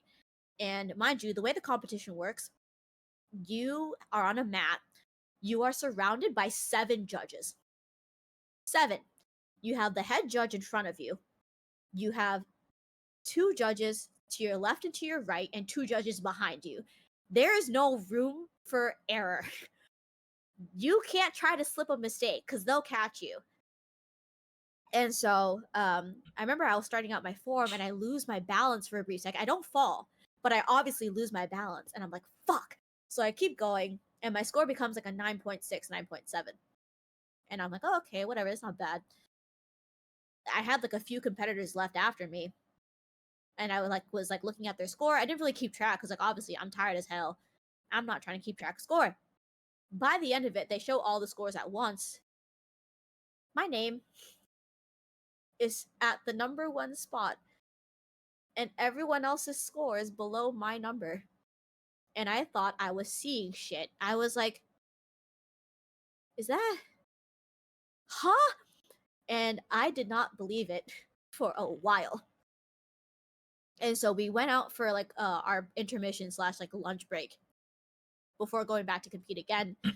Oh, so there's multiple rounds. Yeah. There was multiple rounds. Our head judge comes by, talks to one of the chaperones that's there, because the grandmaster couldn't make it. So it was my mom who was a chaperone, and then this other sibling duo's parent, their dad was there. They go up to the dad and is like, "Can we have the U.S. national anthem? She just placed first." And so all first placers get the national anthem of that country played. So that happened, and I still was like, "Oh, I don't know if I placed, blah blah blah."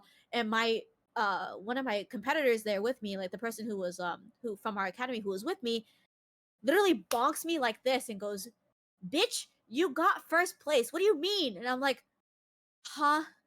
Like, I'm telling you, I was that out of it. I like talked myself out of it that low that I was just like not believing that I won. And then July 28th is the award ceremony day. They call up my category. They call us up. And the way the stands are formatted, it's 3rd place, 1st place, and then 2nd place. So they had me stand in the middle, and in my brain, I'm like, oh shit, did I get 2nd? Like, okay, whatever.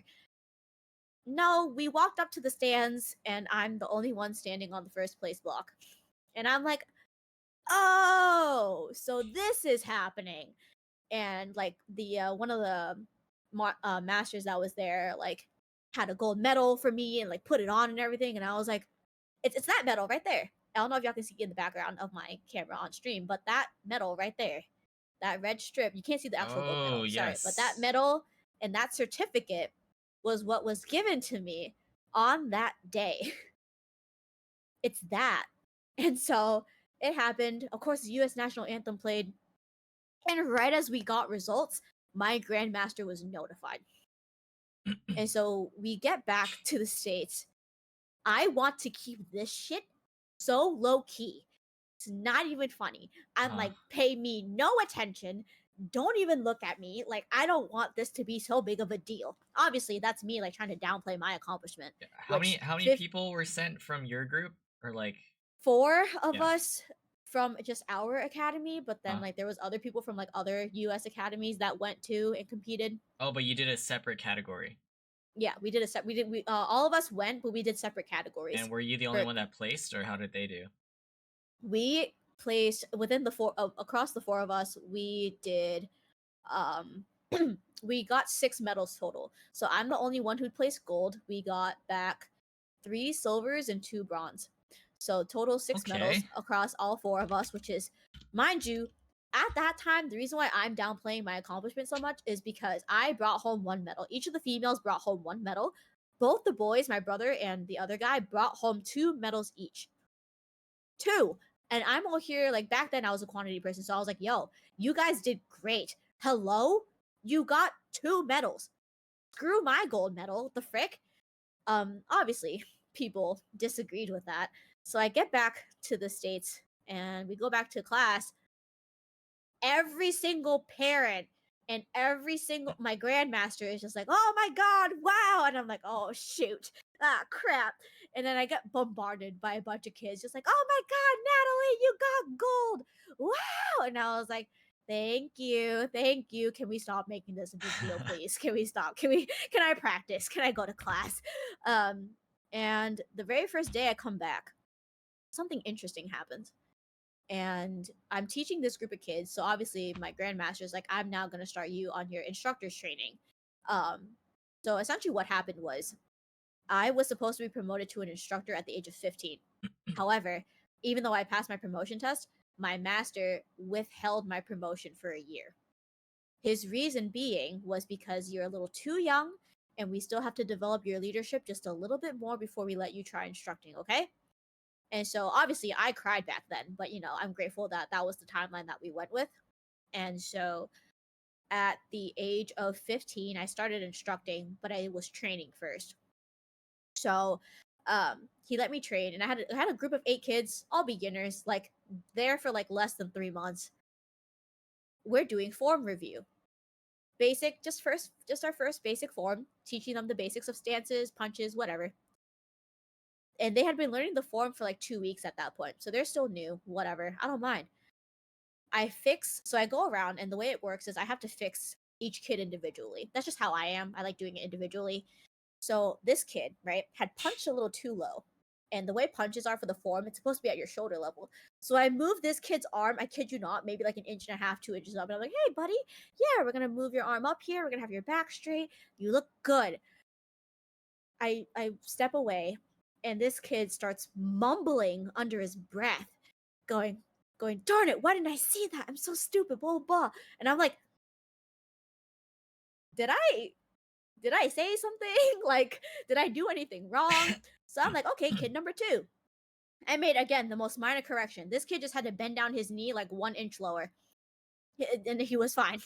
And I correct him, walk away, does the same thing as the first kid, going, darn it, I should have seen that. I'm so stupid. I'm all here like, okay, hold on. One more kid does this, and I'm going to call a break. So 3rd kid doesn't do it. They're like, okay, thank you. I'm like, oh, okay, good. 4th kid, and mind you, I'm only on the first row of kids. I have 2 rows of 4 kids. Last row, or like last kid in the first row, same corrections as the first 2 kids, immediately does the same, like under the breath thing of like, gosh darn it, why didn't I see that, blah blah. I'm like, okay, well, like, why don't you guys go take 2 minutes, go get water, and come on back. And that entire 2 minutes in my head, I'm literally like, what did the grandmaster do? What did he do? What did I miss in 3.5 weeks? Why are these children talking about themselves like this? And so I sat the kids down like, hey guys, I noticed some of you are not saying nice things about yourselves when I'm giving you corrections Rating to make your themselves. forms. Yeah, and I'm like, yeah, I'm just trying to make your forms better. Like, I'm just correcting you. It's okay. You're still learning. What's going on? The next thing this kid, like one of the kids said, shattered me. And it was, oh, you're a gold medalist now. It's supposed to be perfect. And I was like, Damn. huh? I'm like, huh? What? And so I was like, hold on, pause, yellow flag on the play. Like, hold on, pause, hold on, buddy. And I was like, hey, my thing that I ended up adopting and I end up saying is that, like, accomplishments do not equate to do not equate to entitlement. Yeah. So I was like, hey, just because I have a gold medal, that doesn't mean anything. If anything, it just proves how hard I worked. And I told them that, like, if anything, and I said the most boldest thing, I'm like, I'm just like you. I call myself an equal to them. And they were like, no, you're not. And they point out the obvious, like, you've been doing this for longer. Your belt color is this. We have this belt color. You're obviously better, blah, blah, blah. And I'm like, so you're not wrong, but all of my accomplishments are just to prove how much knowledge I remember and how well I perform. That's it. That doesn't mean I'm perfect. That doesn't mean I'm whatever. You know, like even like now, 19 years into the game, like I'm still far from perfect and I can acknowledge that. So the fact that back then these kids were truly believing that like as a gold medalist I expected perfection all of a sudden, I was like, first of all, you guys are beginners. For me to expect perfection out of you is a completely hypocritical thing for me to do because I'm not even perfect. So why would I expect perfection out of you when you're just learning? Wow. You know? And You so inspired a whole like new generation right there. yeah, it And they just shattered me looked when up to you because of your it shattered standards. me when Yeah. they said that though. It shattered me because I was like, no, buddy, like that's not how that works. And I told him, I was like, hey, if you're gonna think I'm perfect, then like you better think the master's like god tier or something, because he was doing that for longer than I have been alive. So, you know, like you gotta think about that kind of thing when you like start talking to these children. And so eventually we got back, we got through the whole form. No more degrading stuff. It was just a lot of, hey, if I correct you, you can say thank you or don't say anything at all. Okay? Cool. And so they're like, okay, thank you for helping me, blah blah blah. Like I'm getting better, all this stuff. Which was really cute. But it kind of began to show me how like the kind of not like negative side per se, but kind of the downside of like when you come back with an accomplishment, like what the negative view of that could be, which is that like, you know, people suddenly have like think you expect higher or expect more from them because you have this accomplishment kind Uh, of thing. And so I kind of learned from them that like, hey, accomplishments do not equate to entitlement. It is just a proof of your hard work and your dedication and, you know, like just kind of that philosophy. And so then that same year in December, I got promoted and I got my instructor's title. So I have been instructing since I was 15, 16. And I got upped to one of the more lead instructors maybe like 2 3 years ago. So I'm now, according to my master at least, he says it's now time to start the master's training. So my current belt level is one belt level below the master's belt, oh. and I am praying that this man holds off on my master's belt promotion as long as possible. I'm like, hey, I love you, really, I do. Please slow down. Like of all things, I am not that ready for for my master's belt quite yet. So You don't think so? I, Well, why is that? I just think there's just still a lot more for me to learn, Uh huh. and not I don't even mean that just like technical wise, skill wise. I mean that in terms of like how does a master differ from an instructor? You know, from a master's standpoint, you need to be able to be so flexible, so adaptable to various kids, various personalities, various learning styles. And something I applaud with my grandmaster is he's so free flowing, yet so structured. So he has a structure of what he wants to do. He's also willing to adapt to accommodate for any children that need it. And it's his generosity level is huge. And obviously I'm not trying to be exactly like him, but I can't, like I'm not 100% on that adaptability quite yet in terms of like my teaching style. For me, it's like if a kid's choosing to blatantly not listen, I'm not willing to try to find another way to like, you know, like have them learn this material. I would just send the kid off to another group. At least that's just me right now. Uh huh. Obviously, like my master has had to give me the talk of like, hey, at some point, like you are going to have to be a bit more adaptable because what if there isn't any other instructor available, right? You can't always keep doing that. And I'm like, yeah, you're right. So usually every Saturdays in the morning, he kind of walks me through how to do that. Um, we kind of have that talk here and there, but no, I mean like up until now, it's been just a pretty nice learning journey for me. getting to learn a lot about like myself, my leadership style, um, and kind of still learning like a lot about myself as a person till this very day. But yeah, I will say, in terms of martial arts, it has saved my life in more ways than one. Um, I remember, this is so stupid, but I was a first year in college, and I remember quote unquote bombing an exam. I got a freaking 75, and I was crying over a 75 on an exam. But I cried about it to the point where my eyes got really red and puffy, and my grandmaster was very worrisome of me because I basically am like a second daughter to him, and so I was like doing the whole nine of like putting eye drops in my eyes, like putting like cold compress over my eyes so they would like depuff faster. I put a fuck ton of makeup on so that like he wouldn't see that like my eyes got puffy and red. And I got to I got to class and I lied to all the kids saying, "Yeah, no, I'm going to a party after blah blah blah. It's fine." I'm the last person you would find at a party back then. Like if you found me at a party, I got taken there unwillingly. But then I went there and I bowed to the master like I usually do because it's etiquette. I bow, I start to walk away. This man goes, "Come back here for 2 seconds." I'm like, ah shit. Turn around, He knows. looks at me, hands on my shoulders, and goes, "Why were you crying?" I'm like, "I beg your finest pardon. What?" Like, how did you? He goes, "You never wear makeup to class. Something's up. Like, you never wear makeup to class." I'm like, fuck, how did you read me?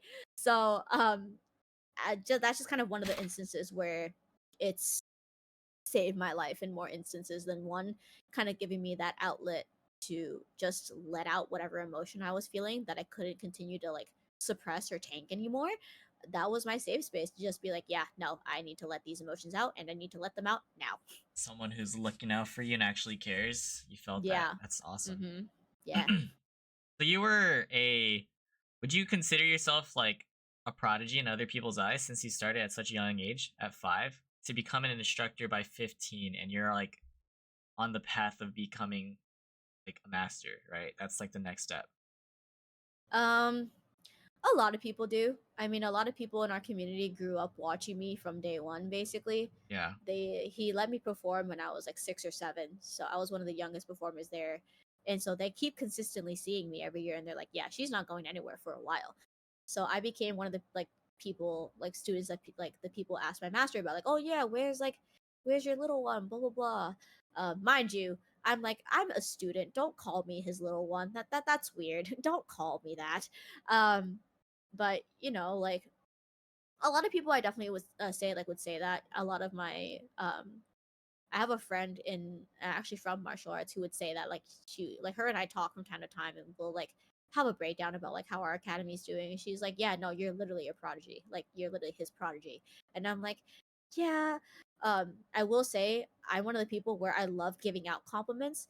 I absolutely suck at taking them. Mm. So anytime someone compliments me, like I'm always like being thankful and all that stuff because like that's just like how I was raised and how my mom taught me to do things. But at the same time, like I find it I want to say it's because of my like abusive upbringing. I can't 100% confidently um accept those compliments. And oh, I forgot to mention, for this gold medal, my brother did not seem so happy for me. And here's how I know. It's like the The spotlight type of thing. Not even just the spotlight bit, right? Mind you, I kept myself very humble. I didn't want any attention on me. Like Yeah, the yeah. master threw the master threw a whole barbecue at his house to celebrate that My gosh. gold medal. Me, Mhm. gold medal. And I'm like, "Bro, it's not that big of a deal. Like we could just take a photo and like you can announce it somewhere. I don't know." Like I landed in a newspaper, the whole nine. Like this man made sure of it. And I was like, "Oh my god." Um but we got to the airport on our way home. And my brother suddenly, out of the blue, freaking random, is just, "Don't think this medal makes you anything special. You are not supposed to go on this trip. This wasn't meant to happen for you, blah, blah, blah." And I was like, "Are you fucking kidding? Holy crap. Really?" And so throughout that entire time that people were celebrating and telling me to be proud of myself, I could not. thought hundred about it. percent. No, I could not 100% be proud of myself. I was like, okay, yeah, no, maybe this wasn't meant to happen, blah blah blah. And even till this very day, 8 years after the fact, I'm still struggling to really believe that I can be proud of myself in this wholeheartedly.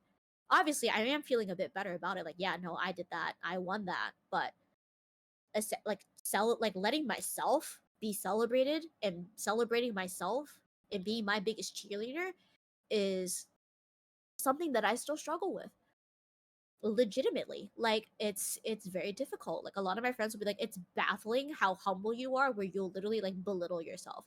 And I'm like, it's kind of what I know how to do so I don't offend other people, aka my own older brother.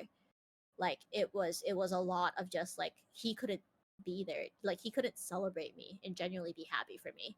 Like at that barbecue that was happening, I literally was like trying to keep the spotlight off of me. Every like 2 minutes, it was my master going, "Hey, like, hey, come over here," and I'm like, "Ah, crap." So it's more pictures. I gotta take more speeches from people and all this stuff. I'm like, "Oh yeah, thank you," blah blah blah blah blah. Then I'm looking over at my brother, and I'm all here like looking very apologetic, obviously, which now looking back sounds insane. But I'm Uh, just like,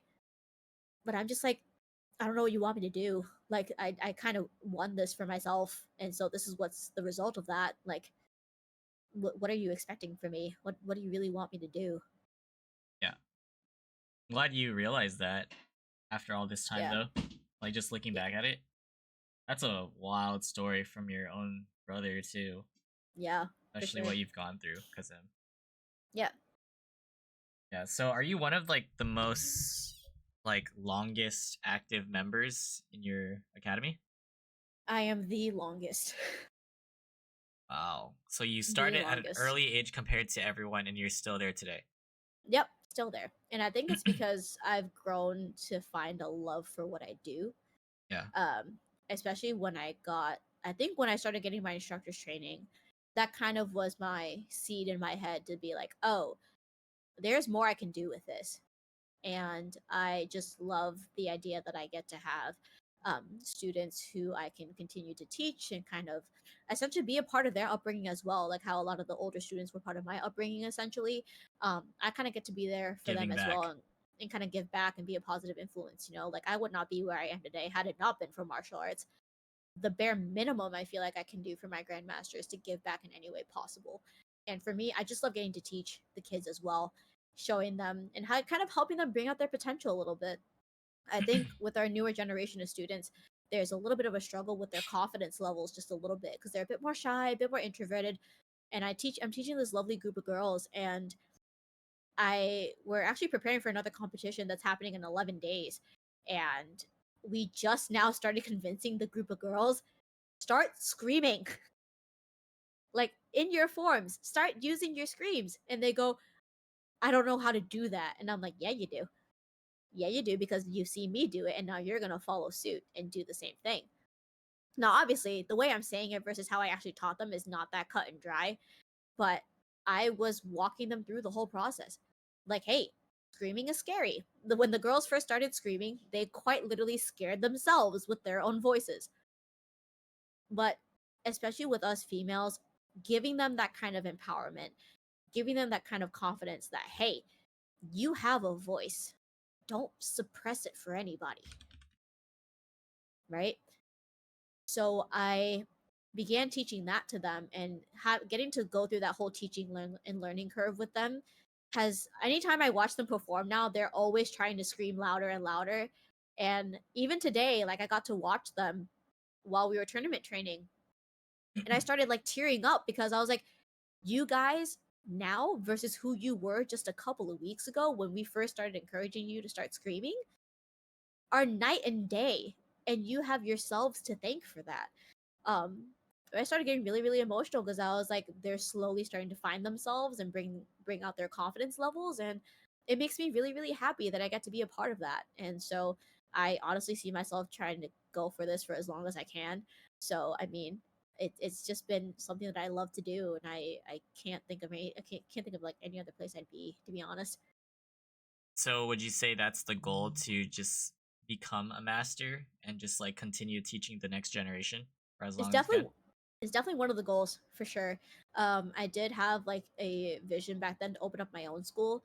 It is a bit more of like a stretch goal for me now, just because like if we already have our own academy here, like let me do my best to kind of flourish our home base first, and if we have opportunity for growth and expansion, then like maybe I'll take that up. But starting off one step at a time for me. Nice. Okay. Yeah. And since you've been like instructing for a while, and you are like the longest tenured, active member, right? Would you say it's ever like discouraging to see your like students drop out or anything like over the years? It is. I remember there were these two boys that I was very, very close with, and I Yeah. got them to come back during COVID times, like after COVID had happened and we like started reopening. I got them to come back. It broke me when one of them was like, "I'm probably gonna pursue wrestling more because I would like to do that over this." And I'm like, "Hey, it hurts, but if that's what's best for you, then like by all means, I have faith in you, and I know you're gonna do well because I was a part of your upbringing, and I know that you'll do great things. Go for it." Um, Bittersweet. yeah, it was very that one was very bittersweet. There was another kid where he was one of those kids, teens that like to troll, and so he called me mom for being old, and I was like, "All right, you're not that much older than me. Like, I don't call me your mom. It's awkward." Like in public, I'm talking like at a store in front of a cashier. This kid called me mom, and I'm like, "Don't, nope, I plead the fifth. I don't know you. Deal with this yourself. I'm not paying." Like, so with him, essentially, I knew that it was his time to leave, but I was waiting for him to do it on his own terms, just because there was he had this sense of entitlement that we couldn't talk him out of, where he thought every single form that a certain person got to learn, he was entitled to learning it at the same time as them, not realizing that like his skill set still needed to be sharpened, and he still had a lot of self improvement to be done. But instead of listening, he still went against all like all advice. He still went against all like um all that he was told to do. I remember we had a parade, and I told him like, "Hey, this is asphalt concrete. Don't roll or flip on it if you haven't done it before." And I know this kid, he hadn't done it before because he had rarely come to the parades before. He still did it almost every chance that he got, to the point where I couldn't keep telling him to stop because he wouldn't listen to me. So another adult had to intervene and go, "Yo, if you don't stop, we're cutting you out of this performance and we're sitting you on the truck." And it sucked that I had to let that happen. But I was like, "Hey, if you weren't going to listen to me, you had to deal with someone else." And then by that point, um, they ended up just feeling like they weren't being supported or anything like that. And I was like, "I'm sorry you felt Oh, that way, but at the same time, I can't keep stretching myself for you if you don't listen to me. If you can't do as you're told, why should I keep trying to defend your actions if you're not going to listen?" And so when that kid announced that he and told me that he wasn't coming back ever and things like that, I was like, I mean, it sucks. Still, the bittersweet feeling is still there. But at the same time, I knew that was best because of his behavior, and um also just not listening to the grandmaster. Like, the last thing that you do is just not listen to the grandmaster. I just find that to be a personal slap in the face, because it's like he did not work his butt off to try to raise and nurture and teach you about the martial arts for you to go and disrespect him like that. So that's kind of what my standpoint was regarding that. But it those are just kind of like two different examples of like how it can kind of go. But I've basically been there through a bunch of different eras of our academy. So I mean, it's been definitely interesting to reflect on, but I feel like um when it comes to students who drop out or things like that, it definitely becomes bittersweet for me, for sure. But at the same time, it varies per student. awesome. Thanks for showing your perspective and just Yeah. to explain what you've been through within the martial arts journey. Make sure y'all hydrate. keeping an eye on your chat. Hydrate check. Hydration check. Hi, Okay. Loopy. Hello, everybody. Hello. Before we hello. move on, I'm gonna use the restroom real quick, and then we'll continue. Yeah, Go feel for free it. to I will entertain. chat it up and everything. Loopy, Kitty, everybody, what's up, guys? Kitty, Ken, Wilson had boba. No need to hydrate. I mean, if boba counts as hydration, then sure. But I didn't have boba, so I didn't hydrate. So I have agua. Please drink water. Take care of yourselves. Hello, you lovely humans. It's Kitty. There's Loopy. There's Drew. Oh my gosh, so many cool people. We are learning humans. Yes, we are. Master Nat Zolaras, don't call me that. Oh gosh. I'm a fax machine. That's hilarious. Oh my gosh. I like seeing y'all just interact with each other and just like say hi. It's so cute. Gee, Amber, that's the little sis. It's my big brother Loopy. It's my big brother Loopy. Oh my gosh. Let's see. We got Brown. We got Casey up in here. Hello. Fainum hating on a 5-year-old is insane work. Yeah, you'd be very surprised at how all this played out. It's hilarious. We got Bandy. Wilson's gonna slowly bump the power switch button with screaming customer. That's hilarious. Call center gang. Yeah, let's go, Sean. The fact they gave you that detail. For real, doing an internship for free. Yeah, no, we do not do internships for free. What part of the Bay are you from, Wilson? Alright. Oh, I'm back. Perfect. Question for me. Apparently, someone up? asked what part of the Bay What's you're up, from. I'm from San Jose, so an hour south from SF, San Francisco. Yeah. Okay, Kitty it's almost empty. Refill your water bottle. He had boba and didn't share with us. I did. It was great. It was awesome. And you didn't share? Man, it was so like great just listening to your life story while just sipping on boba. Damn, bro. Yo, honestly, that sounds like the life, man. Just like you just chilling, just got the boba there. Yeah. What was the order? What was the boba? It was a wait, no, it's called it's a black tea basically with like the sea salt on top, if you know what that is, with like sprinkle of matcha powder. Yeah. So good. Ooh, that sounds good.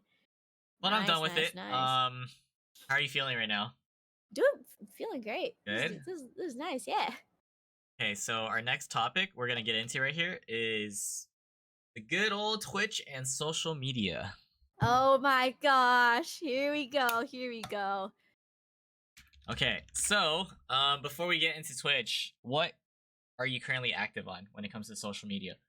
Right now, just Instagram more than anything. Trying to post more than I usually do. Again, as I say that, my last post was probably like last month or like 2 months ago. So whoopsies on that one. But I was active on Twitch for a pretty hot minute. After working and all that stuff. Also, let me get into what happened. So in terms of switching platforms, I used to use Twitch Studios because it was like a beta for them, and then I loved using it.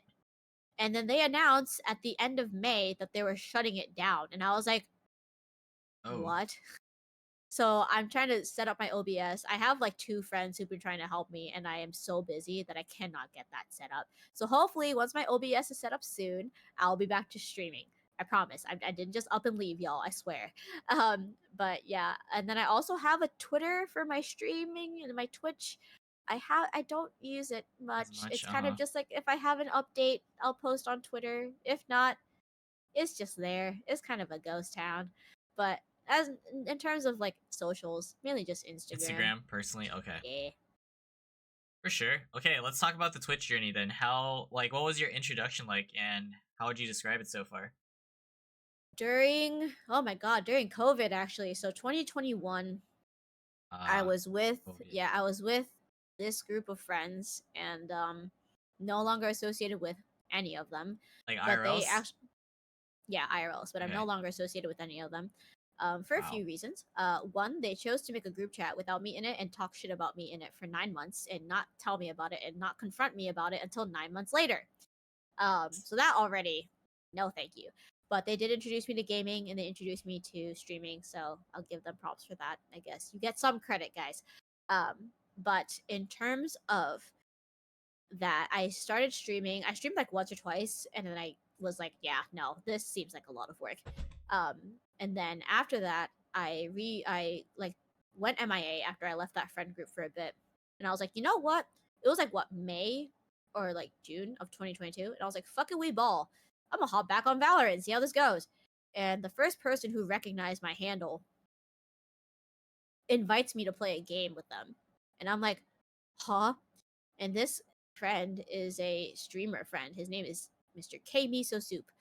And so he had invited me. We started playing, and he was streaming pretty actively. And so I was like, "Yo, this actually seems kind of fun," but I didn't know how to get started on it. And so I just knew like I wanted to make my own like streaming layouts and all that stuff. So I had bought an iPad during COVID, and so I started like designing my own like streaming layouts. So the ones that you guys would see on my streams, those are hand drawn by me. So none of the artwork was like commissioned or anything. I did my own handwriting and like designing of my streaming layouts back then. And so I started streaming probably shortly after, and then I honestly wasn't expecting much. I hit affiliate within around a month, 2-ish months. So around my birthday month, which is August, I hit it. And I chose on my birthday to do a drunk Val stream. And that's where I met Duma Jason because he chose to play with me while I was drunk. And I was screaming in his he probably has said this on stream before, but I was screaming in his ear while drunk playing Jason. Valorant. And I was taking shots for every single death. Oh, Every wow. single death that I had, I was taking a shot of Prosecco. Not was it Prosecco? Yeah, it was Prosecco wine. I was taking shots of it, and I was done with that entire bottle by the end of my stream because I had died that many times. Shots of Um, wine, huh? Okay. shots of I mean, I wasn't just, I don't know. I just thought, yeah, I'll just take a shot of wine, whatever. Obviously, I did not know alcohol etiquette. I'm so sorry, mom. My mom is a winemaker. And so the fact that she found out I was taking shots of wine, she was like, at least sip on the wine. Don't take shots of it. I'm like, oops. Good to know. Mom. So yeah, and so then after that, I honestly just found it to be pretty fun. Got to meet more people. Obviously, I met you through that. Of course, the beloved Winter Warfare attorney. Jason was the one who introduced me. He said he was playing, and so that's how I got introduced to you. And I just ended up meeting a bunch of other people from there. And it was definitely. I think you were one of the first people I can confidently say that gave me a very welcoming environment into the streaming world because like it's the internet's freaking scary. So for me to get introduced to you and you provide that kind of like positive welcoming environment, and like mind you, I was there to watch the scrims of attorney and just look out for Jason because he was like, yeah, cheer me on, okay? And I'm like, okay, cool, I'll do that, because I think we had agreed to be duos at that point for Valorant. So he was like, yeah, cheer me on. I'm like, okay, cool. So he did that. Love you, friend. And yes, and then from there on out, like I kept popping by every single stream, and it's been amazing getting to like just be a friend of yours. And of course, because of you, I got to meet like a bunch of other people. I have Cobes now, and I have a bunch of other people in my life. I have Loopy, I have Amber, I have Kitty, Love that for you. just to name a few people. And like it means the world that the streaming world can be so welcoming and so nice. That Right? doesn't mean I didn't get my fair share of like not so nice people coming in my chat saying that, like, oh, I suck, and I shouldn't be streaming because I Trolls. only all those trolls. Yeah, that doesn't mean I Yeah. didn't have my fair share of those, but at the end of the day, I love streaming because I got to just have fun with my friends, and I got to just share my fun with my friends with other people, and hopefully like get to make more friends out like as a result of that. And if I wasn't streaming, Jason would pop stream. So people were also meeting me from watching Jason stream because I was also moderating for him. And so I would be like, "Yeah, hi. It's me. He's playing with me, blah blah blah." And so kind of from there, um that's kind of how like the streaming journey has been so far. Of course, your girl graduated and then became a full-time corporate girly, so streaming has kind of been Go down. MIA Yeah. for a hot minute. So hopefully once I get OBS set up again, I can, get back on the stream and at least like chat it up with people, and maybe y'all can watch me play some iron level gameplay for Valorant. Hey, as long as you're having fun. Yeah, no, it's honestly Whatever like you it's decide. also like it's also because like I honestly like stopped playing Val too because like the mental toll that that game really takes on you, like you really need to learn your limit and just like take a step back. Like I have seen so many Agreed. people rage at this game, like IRLs even will rage at this game to the point where they will like throw their mouse or whatever, and I'm like, yo, destroying your mouse over not getting one kill, homie. He goes, yeah, but it's like the same person killing me, and I'm like, okay, and it's not worth destroying your mouse over. Brings the So toxicity out of people. Yeah. so for me, it's just like I've personally taken a step away, just to kind of like regain my mental before I re-enter Valorant. Obviously, there's been a lot that I missed. There's like a whole new agent called Vice out, like some new like collections that I've missed, all that stuff. So like aside from that, um, that's kind of what the streaming career has been like so far. But again, thank you to you for being such a nice friend, and it was nice meeting you in person, and getting to be a part of all like your cool streams, like your chain games, and now like this podcast, and just getting to be a part of like the streams in general and in chat. Always very kind, always very welcoming, and if I'm ever having a bad day, I can count on at least like lurking in your streams just to like have some kind of laughter come back again after a rough day. Oh man, I really appreciate that. Thank you for saying like such kind things. I appreciate you too. I hope you know that. And it's always been fun like having you just get involved and just like seeing you meet other people and just being a part of the other communities is like it's really wholesome to see, especially because I feel like I haven't been as active anymore this year at least. So Yeah, yeah, it's fair. here we I are mean, still. yeah, of course. I mean, like, glad you're back, but of course, like, I'm like watching Cobes and his entire community like positively roasts him. So it's like, wow, you boomer, blah blah blah. But like we all know it's a joke. Like we're laughing it off. So it's like, it gets really funny when you're in Cobes' streams. It's just a lot of like I think the most recent thing, if I don't know if you know, but Cobes hit peak immortal, and Yes, I know that. this bro did not know that when the spike is being diffused, there's a visual indicator that the spike goes up while you're diffusing it. He didn't know that. And he also didn't know there was a sound difference when the spike has been halved and when it's not. And I'm like, Cobes, are you kidding? So his whole chat, including myself, basically It's like roasted this roast him, guy. yeah. Roasted him for like a good 5 minutes, and we had clips of it, of him just not realizing that the spike diffusing has a visual cue, and it's so freaking funny. But yeah, like just getting to have finding the good vibes, the good people, getting to spend our time in there. Also, Cobes is a partner now, which is Huge. insane. It's huge. So just getting to be a part of that and witness that happen, because I was there when he was just affiliate and now he's Mhm. partner, which is insane. Getting to watch that growth and like seeing all the positivity just continue to radiate, like it gives some light to like the toxic world that can be the internet sometimes. So I give you and I give Cobes and just a bunch of other positive people credit for that, for sure.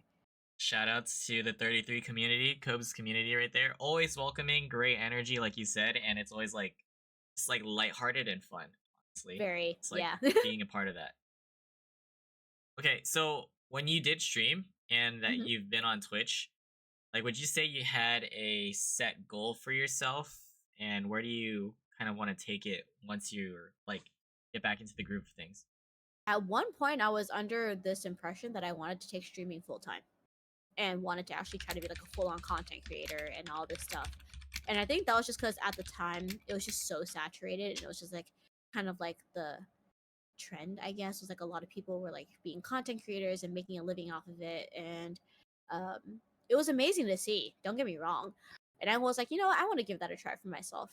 And it's not necessarily out of the picture for me, but I've had to understand that like it's a lot of energy and a lot of effort that goes on behind the scenes that I don't think a lot of people who just consume influencers content really really understand. like the hours that are put into filming, editing, and all this stuff. Like I recently just got back into content creating. Like I'm going back to like editing my like daily vlogs and doing family vlogging and all that stuff. Like just like doing like not family vlogging, sorry, like lifestyle vlogging. You'll probably get like peeps of my family here and there, but like um, Wait, is this public? Like, where are you posting these? not now. Well, I just started getting Oh, back you're into just it, so you're like yeah. editing. Okay, okay. Yeah, so I'm in Behind the the process of scenes. editing those now. Yeah, like and so I'm getting to learn a lot more about like holy crap, this shit's a lot of effort. It's a lot of self-teaching too. Like you have to understand a lot of people who these influencers like who develop their editing styles, they took years to do that. It's not just like they figure it out in like a month or two. It takes a while for these people. And so it's not again, it's not 100% out of the question for me, but as of right now, like I did want to try to come back to streaming at least just like make like make it like a little side hobby for me just to like kind of let loose after a stressful day of work or something like that. Um but yeah, I do remember back then I did want to take streaming full time and like go ham with it and all that. I see. So that was before. Yeah. Yeah. So hopefully you'll get into the groove of things, especially since your time is kind of like split right now with you have a lot on your plate, honestly. Yeah, for Especially with sure. that type of job where you're constantly talking. Mhm. Yeah, so I hope you'll have the energy to like just commit to this. But I guess it comes with like the passion behind it. So as long as it doesn't feel Yeah. like work for you, Yeah, I editing, think it it'll also take comes time to with learn. time. Yeah, it also comes with time. Yeah, as you mentioned, like as of right now, as I'm adjusting still to the adulting life, because I have only been working this job for 3-4 months. Yeah. If I don't have martial arts practice and I'm not hanging out with my two best friends after work, I come home and I sleep. Like the social battery drainage Yeah. is insane because you have to make sure that you're like providing customer service, and yo, my customer service voice is something else. Like I have this very very high pitch customer service voice, and I'm just like ugh, like I'll hear myself too, and I'm like bleh, this is gross, this is not Hearing ew. yourself? Uh-huh. It's not good. Because like sometimes like the audio will be like messed up on like my callers end, so I can hear myself echo, and I'm just bleh, disgusting. So as of right now, I'm still just like trying to recuperate and trying to adjust to that energy. My naps and sleep have been a lot shorter now, so like I only like take like a bit of like an hour ish nap, and then I'll wake up and like I'll try to like proceed through the rest of the night, like eating dinner, showering, all that stuff. But in terms of as of right now, at least, it's a lot of just like adjusting and hoping that I can like acclimate enough so that streaming can like come back into my schedule. Yeah. You'll figure it out. It'll take time, but again, your own pace. Yeah, 100%. Okay, so streaming's fun. You already know like the ups where you get to meet lots of people. We talked a little bit about the lows where you meet trolls and stuff, right? For Yeah. you, what would you say you struggled with as a streamer? Or like what are like the difficult aspects of it? Like for Um. example, I hear that it could feel like a job, so that's why people do quit or just stop. Yeah. So what was like your thought process going through all of it? So for me, I knew I wanted to just have fun doing Mhm. it. I know when I first started out, I'm like, yo, I'm not trying to do this for money. I'm not trying to do this for anything because with the wrong motivation, doing a side hobby will end up feeling like work. Right? Mind you, for example, with my martial arts academy, I've been doing that for 19, 20 years, never have received a dollar bill for it. Never gotten paid for it.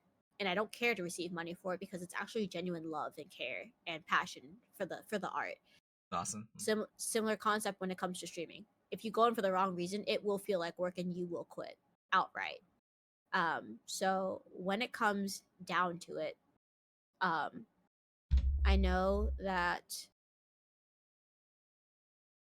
again for me, I just wanted to kind of be a fun thing, but at the same time, something I struggled with was I remember at one point for August, like the times where I was doing like scheduling all these streams because it was my birthday month or whatever, and then like my 24-hour birthday stream on top of that, dude, the mental toll and the energy drainage that just came out of me was beyond tiresome. I was like, oh my gosh. So by the end of that month, I literally like took 2-3 weeks off and I just slept because I was like, holy crap, I'm tired. Like people don't understand the amount of energy it takes to continuously stream. Like, I give props to the streamers who basically stream nearly every freaking day.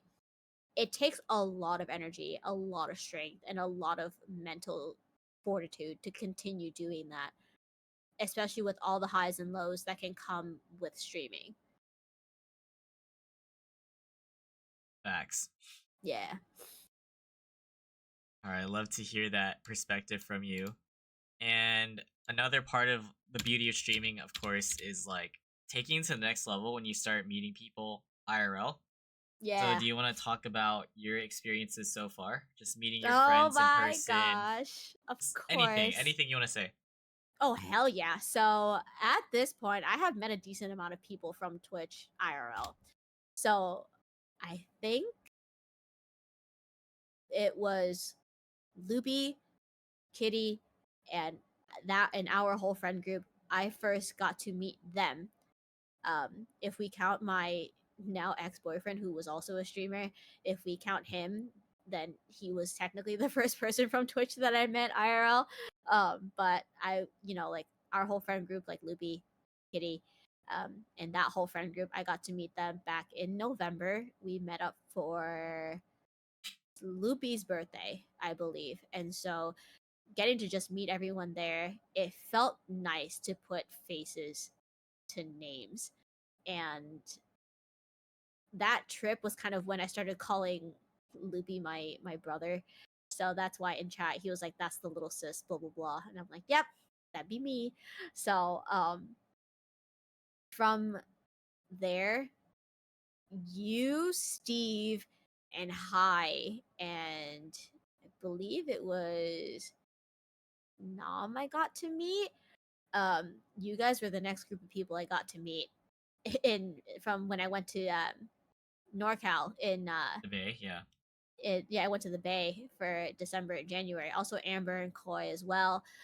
Just got to meet a bunch of people and it was just fun. It was nice getting to just like see each other IRL. Like Amber's first words to me was like, "Nat, you're so cute," blah blah blah. And I'm like, "Oh, hi, hello." Remember we went bowling and then we went out for sushi and just food in general. Which was very very fun for me, and that's kind of just basically what we did too. Like we met up, we just got food, and we went to the like we went to like the what like some card store or something. I forgot where we went to, um, but y'all were playing with like Pokemon cards a lot. I was there.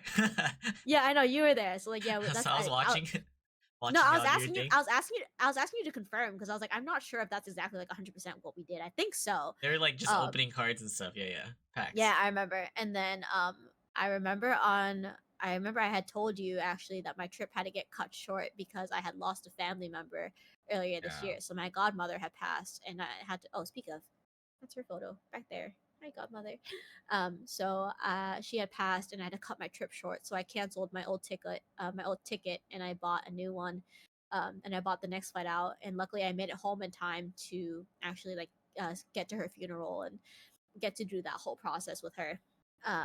So we on that very last day before my flight, Hi did such a courteous thing of like having me and Dylan hang out with him.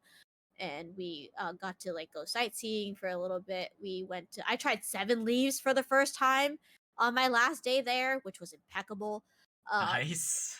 Yeah, Good and we just feedback. got Okay. yeah, and we just got like some pretty good food. Because I got to try green Thai tea, which I didn't even know that existed, and I was like, "This is a thing?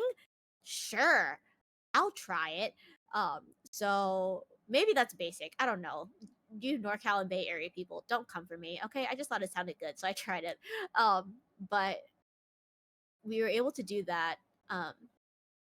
And then that was that meetup, and then from Cobe's community, I got to meet up with several people a couple times. So there's one friend that actually lives in Massachusetts, so we planned out a lot of hangouts, and I've become very close friends with her. Wow. Her name is Blandwater. She goes by Blandwater on Twitch. And I remember in May, her and I met up with 2 other friends from Cobe's community in May, and we booked literally a 1-day trip to New York. So it's fly in the morning, fly back home at night, to New York, and we had a graduation photo shoot, and we hung out. So getting to just meet all those people, and I think I'll be meeting more people when I go to EDC Las Vegas. So that's very, Oh very my god, exciting for me. It's just that's again so really nice. crazy. I know it's just really nice because like you've talked to these people and now you get to meet them IRL, and a lot of the times it just feels like you've known them for forever. I know when I first met Loopy and everyone in November, it felt like, I had known these people for years. It felt like I had known them for a while. It didn't feel like awkward. Nothing was, like very like awkward or like any like weird like silence. It was great. And so far I'm glad to say that that's basically what's happened with every single person thus far. So yeah, I'm very, very grateful for getting to meet the people IRL that I've met so far. Well, I really love to hear that. That's literally how I feel almost every time I get to like meet someone new from Twitch IRL. So just to hear from someone else's perspective is just like truly beautiful, and it's like a great reminder of like how like the internet can be scary, but there's just so many people that you could really really connect with. 100% for sure. So yeah, and chat, like I'm grateful that I probably have met like 90% of you guys already IRL, wherever you That's guys live. amazing. Yeah, Wow. so at least once in my life so far. And for you now, I know you're gonna meet more people, so looking forward to hearing your stories in the future. Okay, Mika. Context. Easy, easy. Anyways. Will Wilson. Okay, hey, Wilson. since EDM's not like a big part of your life, we'll just Yeah, briefly go over that. that's fine. Yeah. How were you convinced to go to EDC? And you're you haven't been to like a rave or anything, right? Never. So your No. first event is gonna be EDC. Like you're full Yeah. sending this. You're pulling a maple right here. Uh-huh. We are full. Wow, I'm pulling a maple. Whoa.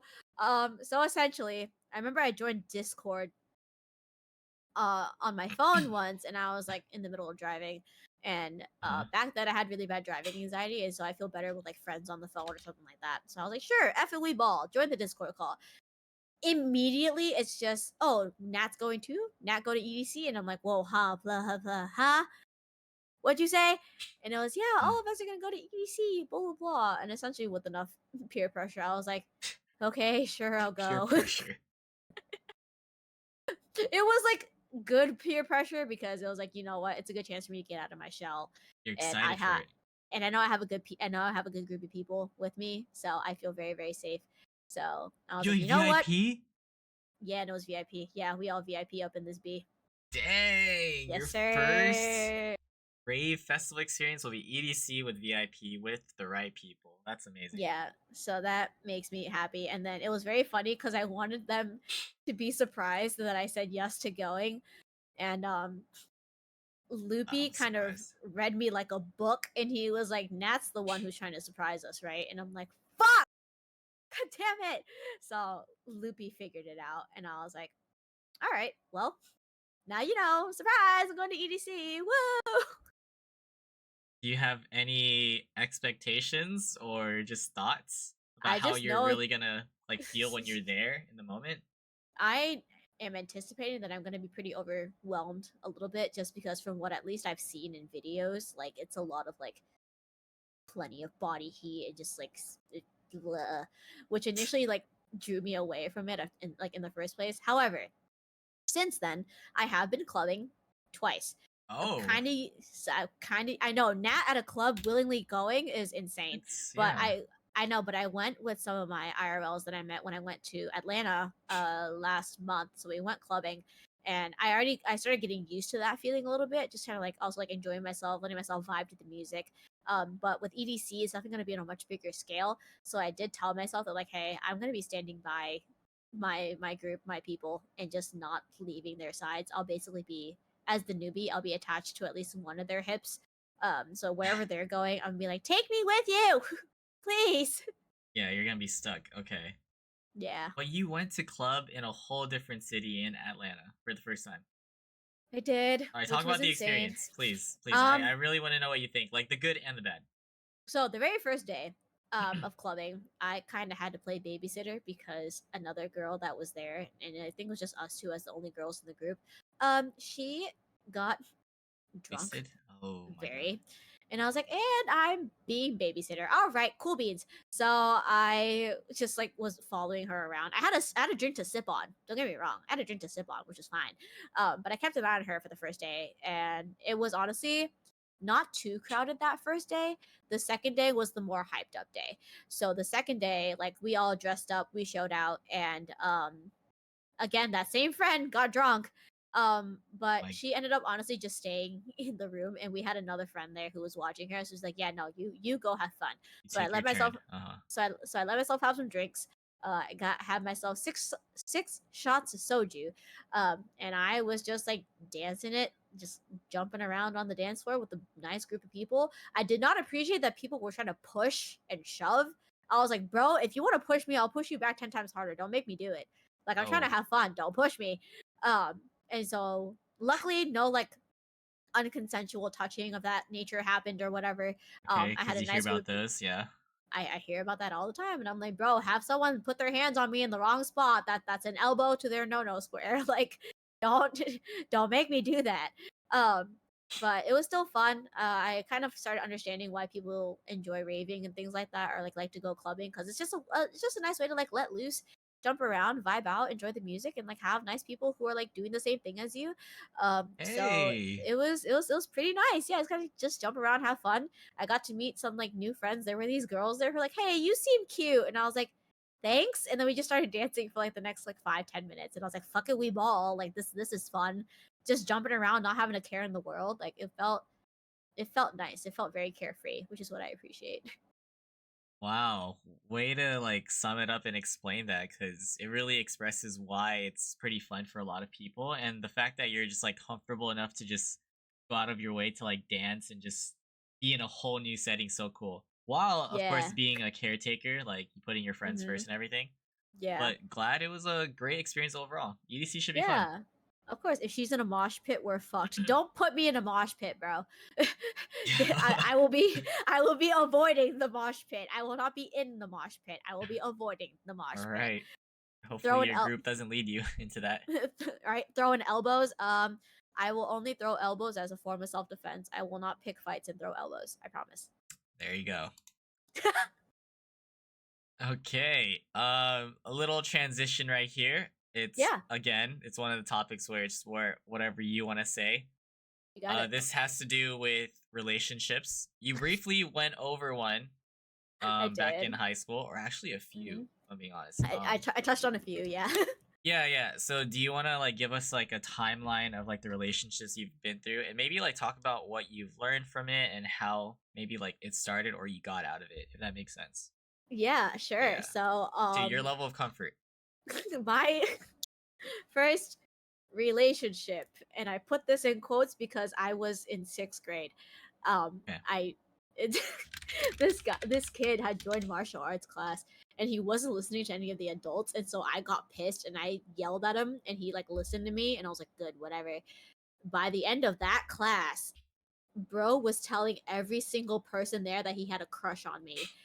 And right after that, he walks up to me and goes, "Will you be my girlfriend?" And me back then being like, "Oh, it's cool to be in relationships, blah, blah, blah." I was like, sure. Wow. And then not even a week later, this kid was telling everyone else that he was single. And I'm like, what the fuck? No. And so it was very like funny on and off because he was upset that I had like broke up with him.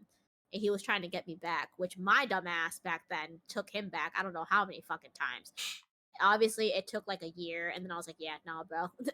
Fuck that shit, you're blocked, goodbye. um but it was also a problem when he did not understand the boundary of personal fucking space. So I had my first cell phone back then, and so I gave him my phone number. Obviously he goes, oh yeah, it's my boyfriend, I'll give him my phone number. um why was he spam calling me, like spamming me with phone calls at 3 in the morning? And then he texted me because he was upset that I didn't answer a phone call. And I'm like, because I'm fucking asleep? Like, why are you awake at 3 in the morning? You're like my age. You're 12. Why are you up at 3 in the morning? So just stupid shit like that. And back then, like looking back on it now, I'm like, bro, you had no reason to be in that fucking relationship. You're just dumb. Like, why would you do that shit to yourself? So that was my first relationship. 6th grade. 6th grade. Ugh. Regrets. Regrets. Not in a bad way, but just like I had no reason to Looking be in that back relationship. at it is just like funny. I get it. Yeah, it's just Silly. but then my next one was high school. So my sophomore year, this was the one I touched on. And again, give the warning again that this was the partner who did, like sexually assault me and all that stuff. So before I go in depth, anyone who needs to step away, mute stream, take care of themselves and their mental, drink water if you need to. Just putting that out there. This is a pretty sensitive topic. But going more in depth into it, this guy, because I wasn't willing to give up my virginity to him, even though I liked him so much, he essentially tried to forcibly take it from me to the point where he tried to drug me and willingly do it. And I was like, there's no fucking way this is happening. So right Try before to anything, drug you in 10th grade? Yeah. 10th grade. shit was insane. Yeah. So luckily, the person who he got whatever he got from, um, told him that because of how small I was, he didn't have to give me the full dose of whatever the fuck he gave me. So he didn't give me a full dose. So I'm laying there, I'm conscious, but I can't move. So right as I start to gain feeling again and I can start moving, my right foot shoots up to this dude's abdomen, kicks him across the wall of his own room. I grab my shit and I run down. I hide, and I have a long jacket on, so I just put my clothes on in the dark and I walk home. I come home, my pants are on backwards, my shirt's inside out. I'm a fucking mess. And I called him out. I was like, you understand what you just did to me, right? I still confronted the guy. I was like, you understand what you did to me? He goes, yeah, but I thought if you liked me enough, you would just give it to me. And I'm like, no, bitch, the fuck? So, funny enough, I think I mentioned this, but for those who missed it, he then texted me on Snapchat of all fucking places 6 years after the fact. After that happened. Like you had no like conversations No in between. no contact, no nothing. He would try to message me thinking we were still best friends. And I was like, bitch, there's no fucking way you're that delusional.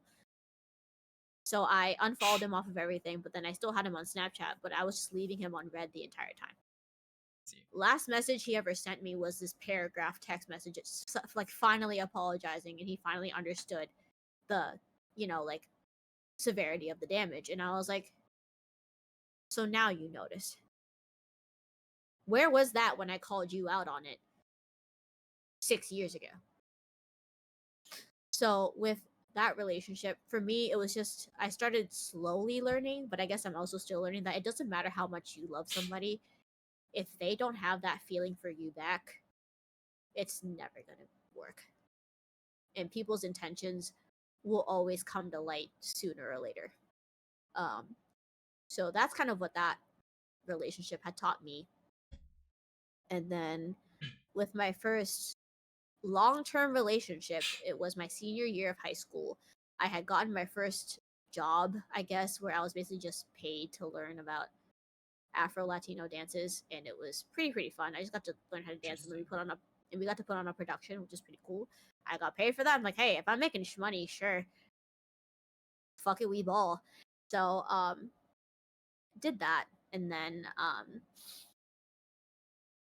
I met this guy there, and obviously not of Vietnamese origin. And I was like, fuck it, like I should be open to dating whomever as long as I like them. And so we dated after finding out that he also liked me. So this was like full on, like we like liked each other, went to each other's prom, the whole nine. Like I went to his prom. He could not go to mine because I couldn't get tickets in time. But I went to his prom and all that stuff. And throughout that entire year and a half that we had dated, it was just a whole fuck ton of toxic. In a way where I was trying to establish communication. he wasn't having any of it. And he would kind of just always shut down, and nothing was really working out. And so after about a year and a half, we call it off. And then I told my mom, and what's more fucked about that was that I found out he was talking to another person a month before officially breaking it off with me. And then right as he broke up with me, like a couple weeks later, he got together with her. And I was like, you couldn't wait to just break up with me before you spoke with her? Like, hello? What the fuck? Um, so then, aside from all of that fuckery, what's more fucked about that relationship was that it was my first long-term relationship. We made it past a year, and so my mom was already thinking like, oh, this is going to be serious, blah blah blah. And my mom, being very conservative and just like, how she is, she obviously wanted me to date like a Vietnamese person. Dude was not Vietnamese at all. And my mom started opening up to like calling him her son.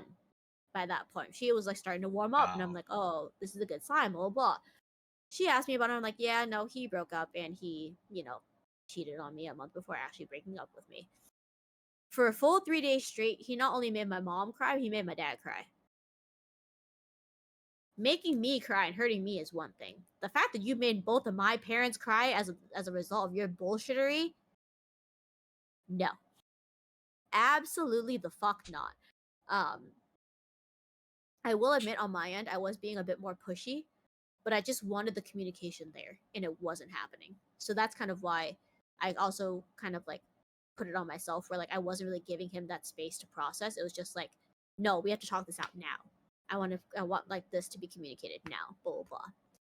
So for literally 3 days, my mom and dad were crying and upset on my behalf. And I remember I went into the room once, and my mom just sat there. I thought she was fine. I went over there. She sees me. She puts the phone down. She just comes over to me, hugs me, and we both just start crying. And I'm like, well, shoot. All right. And so then my mom was like, I'm so sorry that you got hurt. I can't do anything about it, blah, blah, blah. I don't really know what to do right now. And I'm like, I'm just gonna have to live, and I'm gonna have to learn, Mom. Like this is just how life is. Don't worry about me. I will make it through. I'll figure this out. Okay. Oh, that's And so then interesting that they're mhm, like very supportive on that end, like mhm. relationships. Relationship wise, yeah. Um, Honestly, I was very surprised too. To be honest with you, I was like, oh wow, okay, this is interesting. And then my dad was just crying and was just like, oh my god, this kid really hurt my daughter, blah blah blah. And my dad was like crying over that, which of course I'm a daddy's girl, so you hurt my parents, you hurt me, that's one thing. You hurt my parents, that's a different story. Like no. So then the relationship after that was the one that was kind of pretty public. If you followed me on socials, or if you followed me through Twitch, it was with Dylan, my now former partner. And I think a lot of people were caught off guard when I had said that, like we were broken up and whatever. But first of all, if Dylan is watching this, like I speak no ill will on Dylan whatsoever. This was more of a mutual breakup. Obviously, he had initiated it, but throughout our entire relationship, it was that was probably like one of the happiest I've been in a while. Um, but at the same time, there was, and I'll even call it out, there was a difference in maturity level where certain serious conversations I would try to have, he would like unintentionally make jokes about it or things like that. And I didn't blame him, but at the same time, I was like, you can't make these kinds of jokes, like timing, like those kinds of things. And so I remember I thought we were in an okay spot with communicating and all this stuff. And by April, he had gone on this trip with his friends for a week, and I was just giving him space because he even gave me the heads up that like, hey, there might not be much signal. I might not be able to keep up with communicating as much, but just gonna let you know that like I'll try to snap you or like communicate with you whenever I can. He kept that up for a good few days, and then it just kind of stopped. For which, under my presumption, I was like, okay, he just like lost signal and is literally out in the middle of bumfuck nowhere. So I don't blame him. But then he came back, and by that time I was kind of house sitting slash babysitting my niece and nephew, um, just because their parents were out of state for a couple of days, so I had to like drive them to school and um, all that stuff, take them to like their dentist appointment, whatever, and run errands. So then we're at home, we're just chilling, and then I get this text that's from Dylan, and it's, "Hey, can we talk?" I, being oblivious, am not thinking much of it at all. I'm just thinking he wanted to talk about the trip, talk about, how things were going, blah, blah, blah. It was that call to end the relationship. And I'll even call this out. Like, dating someone who's a gamer is not for the weak.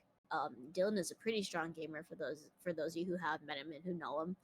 Um, During our day to day like life together for the past like few months, for like the last couple of months of our relationship, it was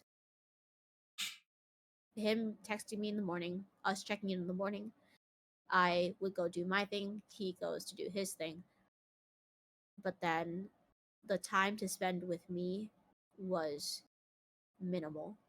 But he would be spending hours and hours on end playing ARAM with his boys. And this even happened while I was visiting him IRL in California. Um, I would be in his room at the end of the day, like basically knocked out, tired. He's on ARAM with his boys. Whatever, fine.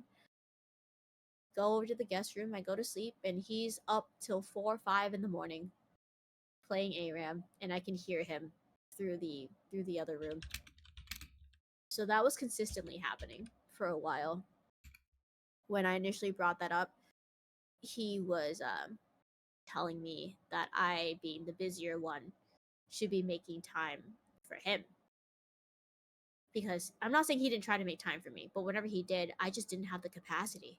I was just too tired from my busy life to be able to do that. A lot of the times, my version of spending quality time, if I'm tired, is just be my company, be present with me, and we can just do our own thing. I could sleep and I'd have him play his games, and I wouldn't have cared. That didn't even happen. So it was to the point where it became a repetitive pattern of basically feeling like he was choosing his friends and choosing gaming over me. And it got to the point where I kind of accepted that that was just the reality. And I will say, I did feel the breakup coming on, but I told myself I'm not going to do it. Just because I was still willing to fight. But if he was willing to not fight anymore, I'm not going to force him to keep fighting, which is why I waited for him to make the move on that. And just, it's one of those unfortunate things where we just didn't work out. But at the end of the day, like, we still talk on occasion to catch up. He would text me for my birthday, or text me for like he texted me when I graduated, the whole nine. He texted me on my mom's birthday even to have me wish my mom a happy birthday for him. And Dylan and I are still on like pretty good like talking terms. Obviously, we're not like talking every day like we used to, but it's like we're cool with each other kind of thing, which I'm very glad we have that kind of relationship. But this was one of the ones where it was like a mutual, like, we're just not working out, and I think we both have to come to that fact and not continue this any further. And that's kind of how that relationship kind of played out. And then my most recent relationship did not last very long, because this person, I'll keep him private just because I didn't post about him much. So essentially, he had expressed that he had liked me, but I had told him that, like, hey, I just got out of a relationship. Like, like, I don't know about this, blah, blah, blah. And slowly, as time went on, I became more open to the idea. But he was not really emotionally prepared for what being in a relationship entailed.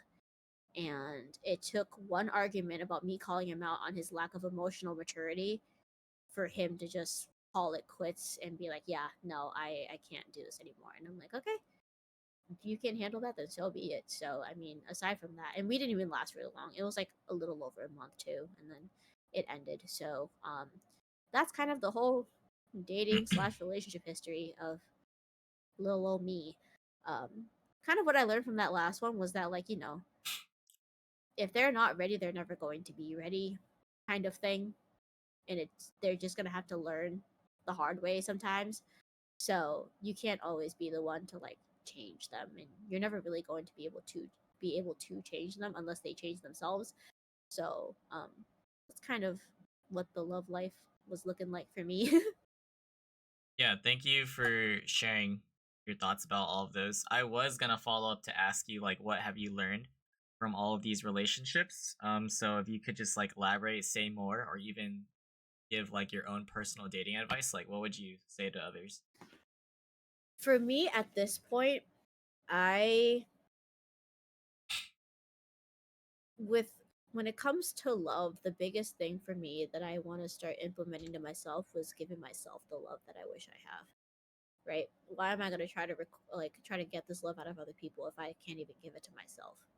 So, starting out and coming back to that self-love journey, I'm at this point where every year or every couple of years I buy myself a new promise ring just to make sure that I continue promising to myself that at the end of the day I need to take care of myself and love myself.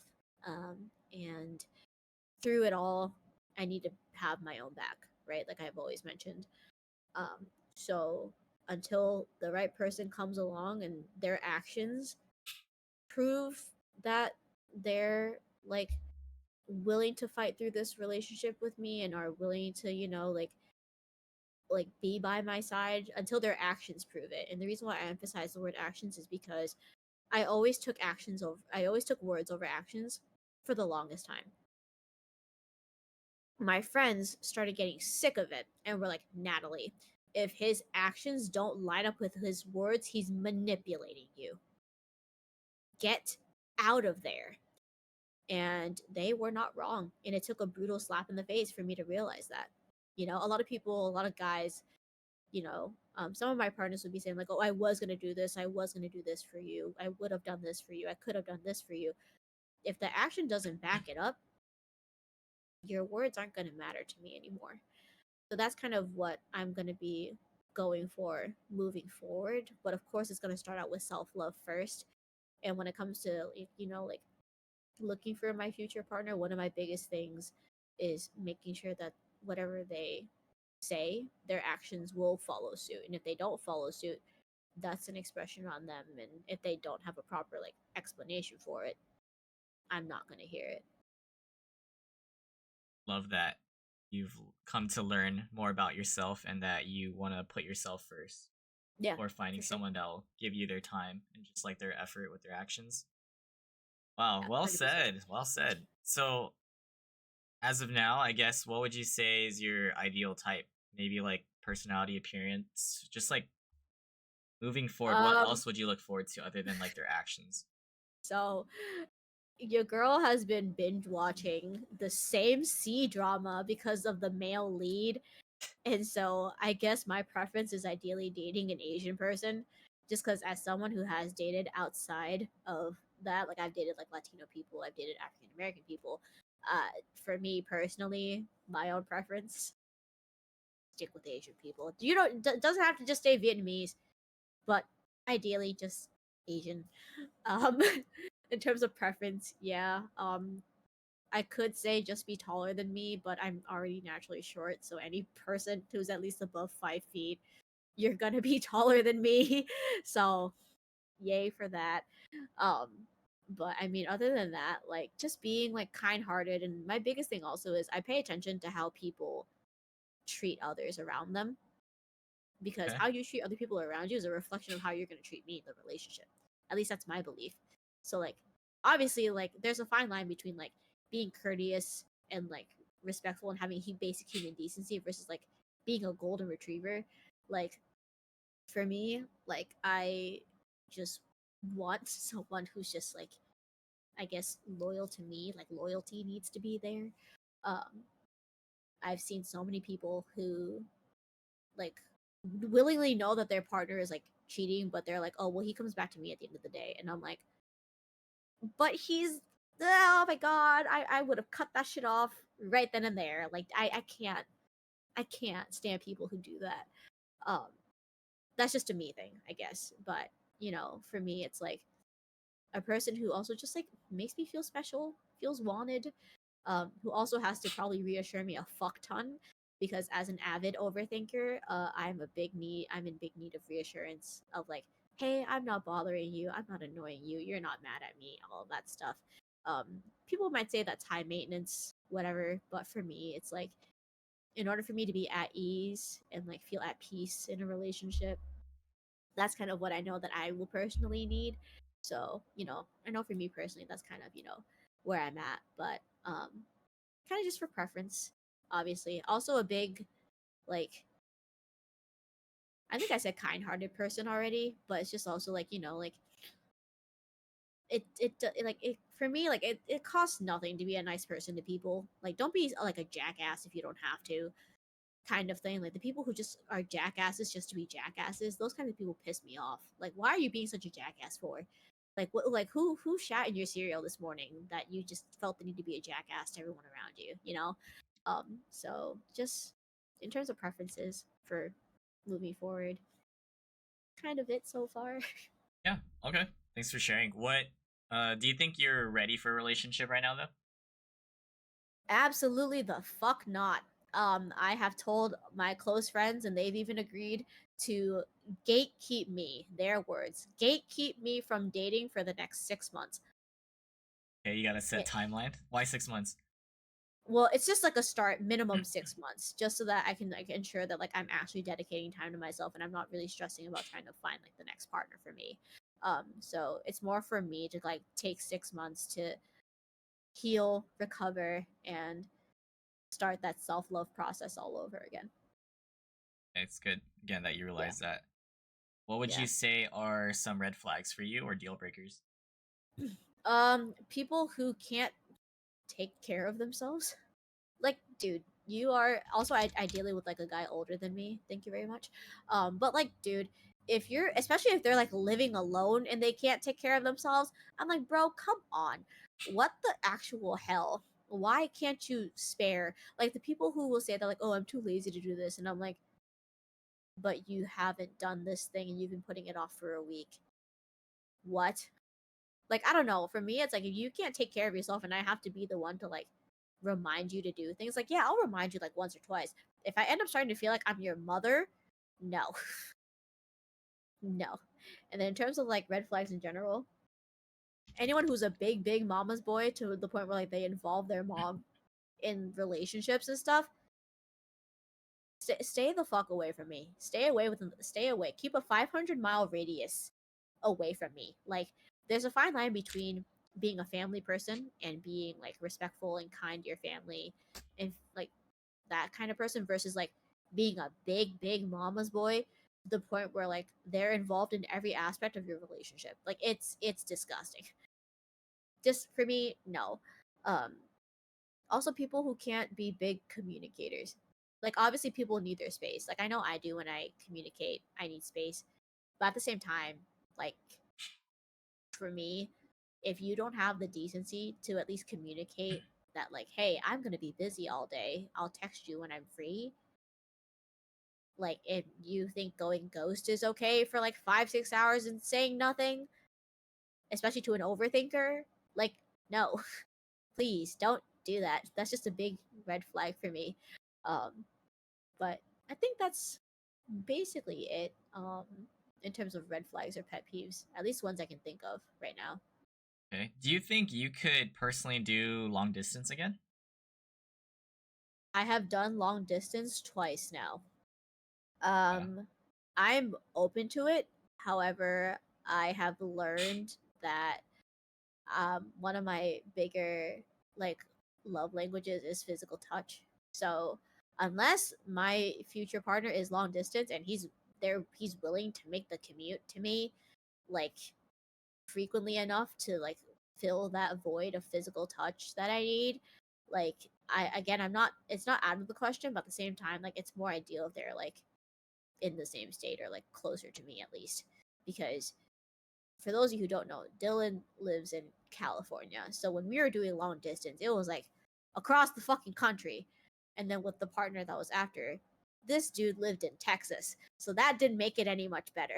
So yeah, I mean again, it's not out of the question, but if they're closer to me, that's more ideal. Yeah, so it's challenging and you've gone through it, so you know like ways to make it work. Yep. Okay, and I was gonna ask you about the love languages too. So how would you rank it? For me it is, I know I am, words of affirmation and physical touch are pretty equal. Quality time, acts of service, gift giving. Got it. Yeah. Like I love giving gifts, don't get me wrong, But but receiving's different. receiving is very different for me. I'm like, "Oh my god, you got this for me. Why would you do that? Why would you spend this much money?" blah blah blah, like that kind of thing. So, hopefully I can retrain myself to be like, "Hey, no, they got you this because they thought of you. They got you this because they love you." blah blah blah. But until then, it's like, Mm. why? What did I get these for? For sure. Okay. And Yeah. now we're gonna get to the near end of the podcast episode. Let me ask you this. Based on everything you've thought of, right? What are some of your short-term and long-term goals in life right now? So for short term, definitely want to try to save up enough money to live on my own at some point, even if it's just for a short amount of time. I say Like that where at though? because at least like like a town or so over away from Okay. this freaking family. And I say that loving my family, obviously. However, both my older siblings got a chance at being away. My brother obviously got to go to boot camp in North Carolina, and then he was stationed in California for his 4 years, minus his deployment. So he got deployed to like Afghanistan, Kuwait, Iraq. Wow. He's been deployed, and he's also been deployed to Japan, Okinawa, Japan as well.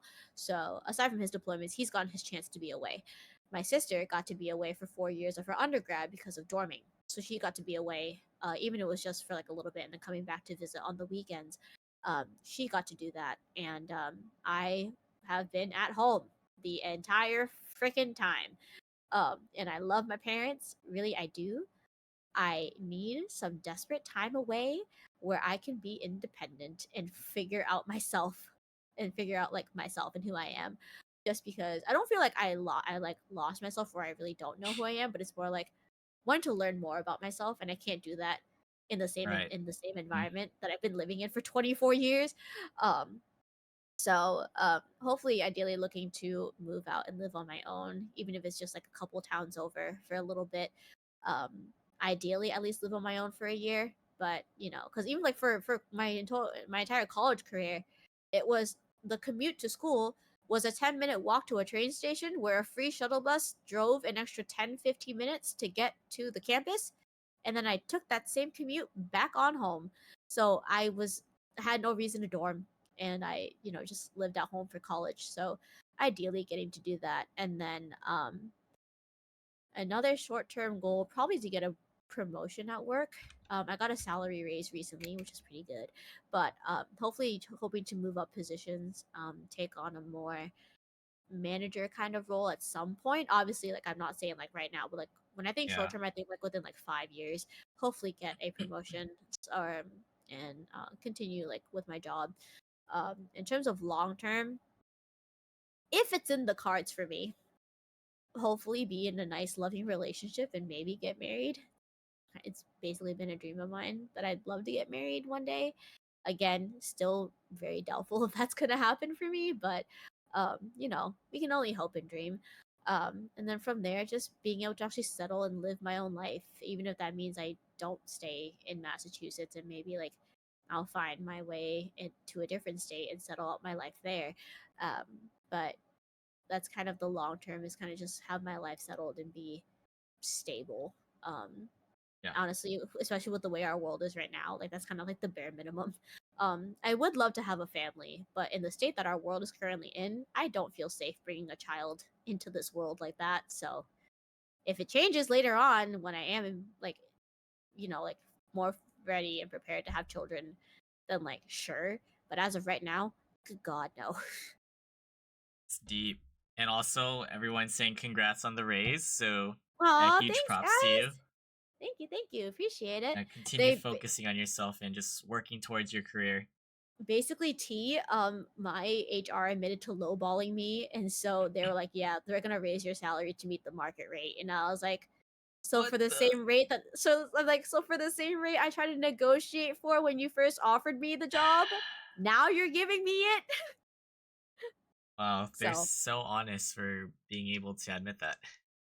yeah, so I was like, okay, cool, I'll still accept the raise, thank you. So my next paycheck will actually reflect my pay raise, so that is exciting for Hey. me. All right.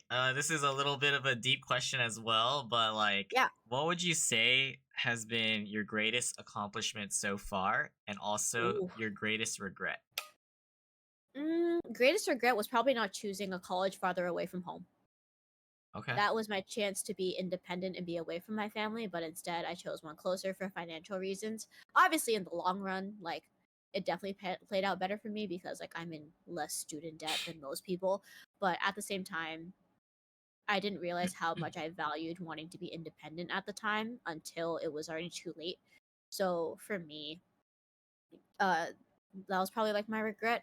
In terms of biggest accomplishment, probably actually graduating and getting my diploma thus far, because I don't think people truly understand how grueling that journey was, especially when for my first year I ended up in the hospital 4 separate times within 2 or 3 consecutive months because of how bad my stomach cramps were getting. Um, and it was to the point like I could not keep food, I could not keep water down, I could not keep down meds. So that was obviously like a big like that's a problem. We need to look into that. Um, so fighting through all of those health issues, fighting through a major change, fighting through finishing up my remaining classes and like basically like pushing through to get to the very end. It's a big accomplishment for me for where again like I can look back on my journey after I've walked across the stage and I'm proud. I'm like, yeah, shit was rough, but I'm so grateful for every single moment of that journey, both good and bad, because it has pushed me to where I am now. And it definitely means the world to now have that degree. Anytime I get to show my family it, we all get emotional talking about how rough that journey was for me. So getting to have that and give back to my parents who sacrificed their livelihood for the sake of my future and my livelihood, especially when I think back on the fact that my mom literally was working until she was actively in labor with me.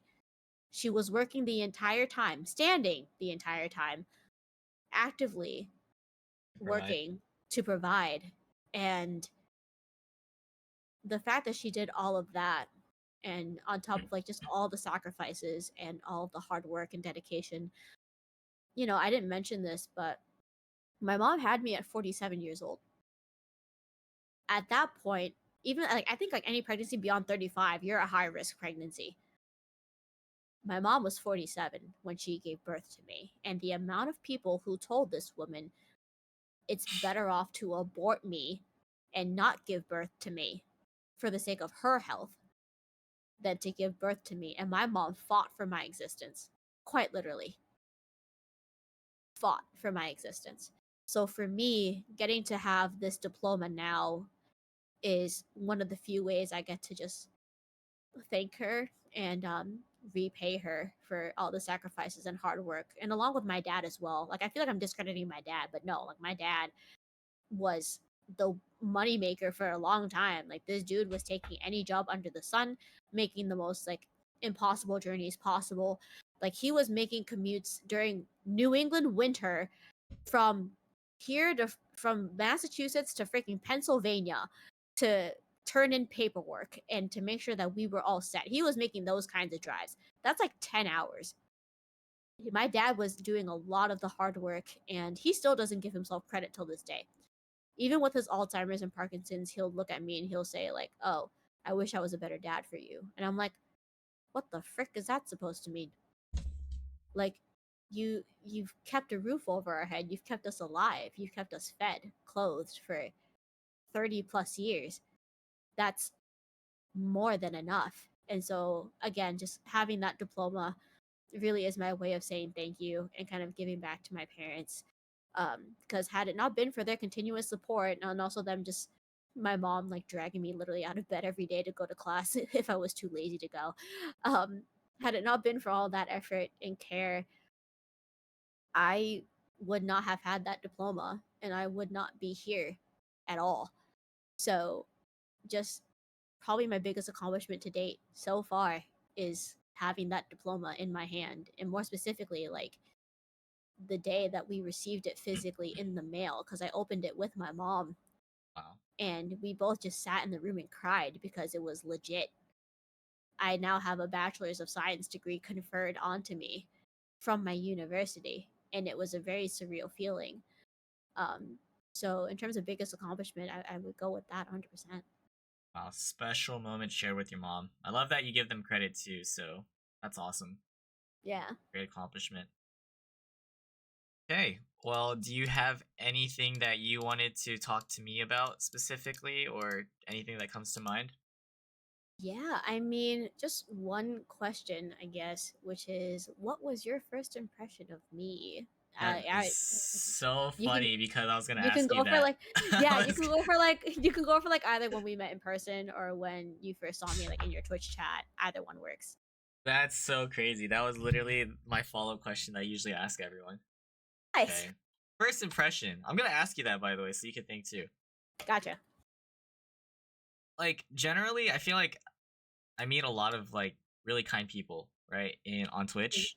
So when it's within chat, you don't really know how people are. But I've played games with you, or at least I've interacted with you, like from the game show, for example, Yeah. and you just seemed always very like supportive. You talk highly of others, even if you don't like really know them. That's what I noticed. You are more like, I would say, talkative in a sense of like you could just be yourself and laugh. I like that. I appreciate that. And you're like, I would say louder, like not in a bad way. You're just like more more louder than other people. So it's very lively. Yeah, yeah. So that's like my first impression. Like you're just like fun and cool to be around. But I really do mean it, like how you're supportive, because you were willing to put in the effort to help me with my tournaments. You remember that, right? Like Oh yeah, like the all the artwork. banners, the artwork. Yeah, Yes. yeah. So I really appreciate you for that, and like you put in the Yeah. time despite like just being busy working on your like own lives. Hmm. But Yeah. yeah, in person, it's exactly like you said. Like when once you meet people, it sometimes it just feels like you already know them.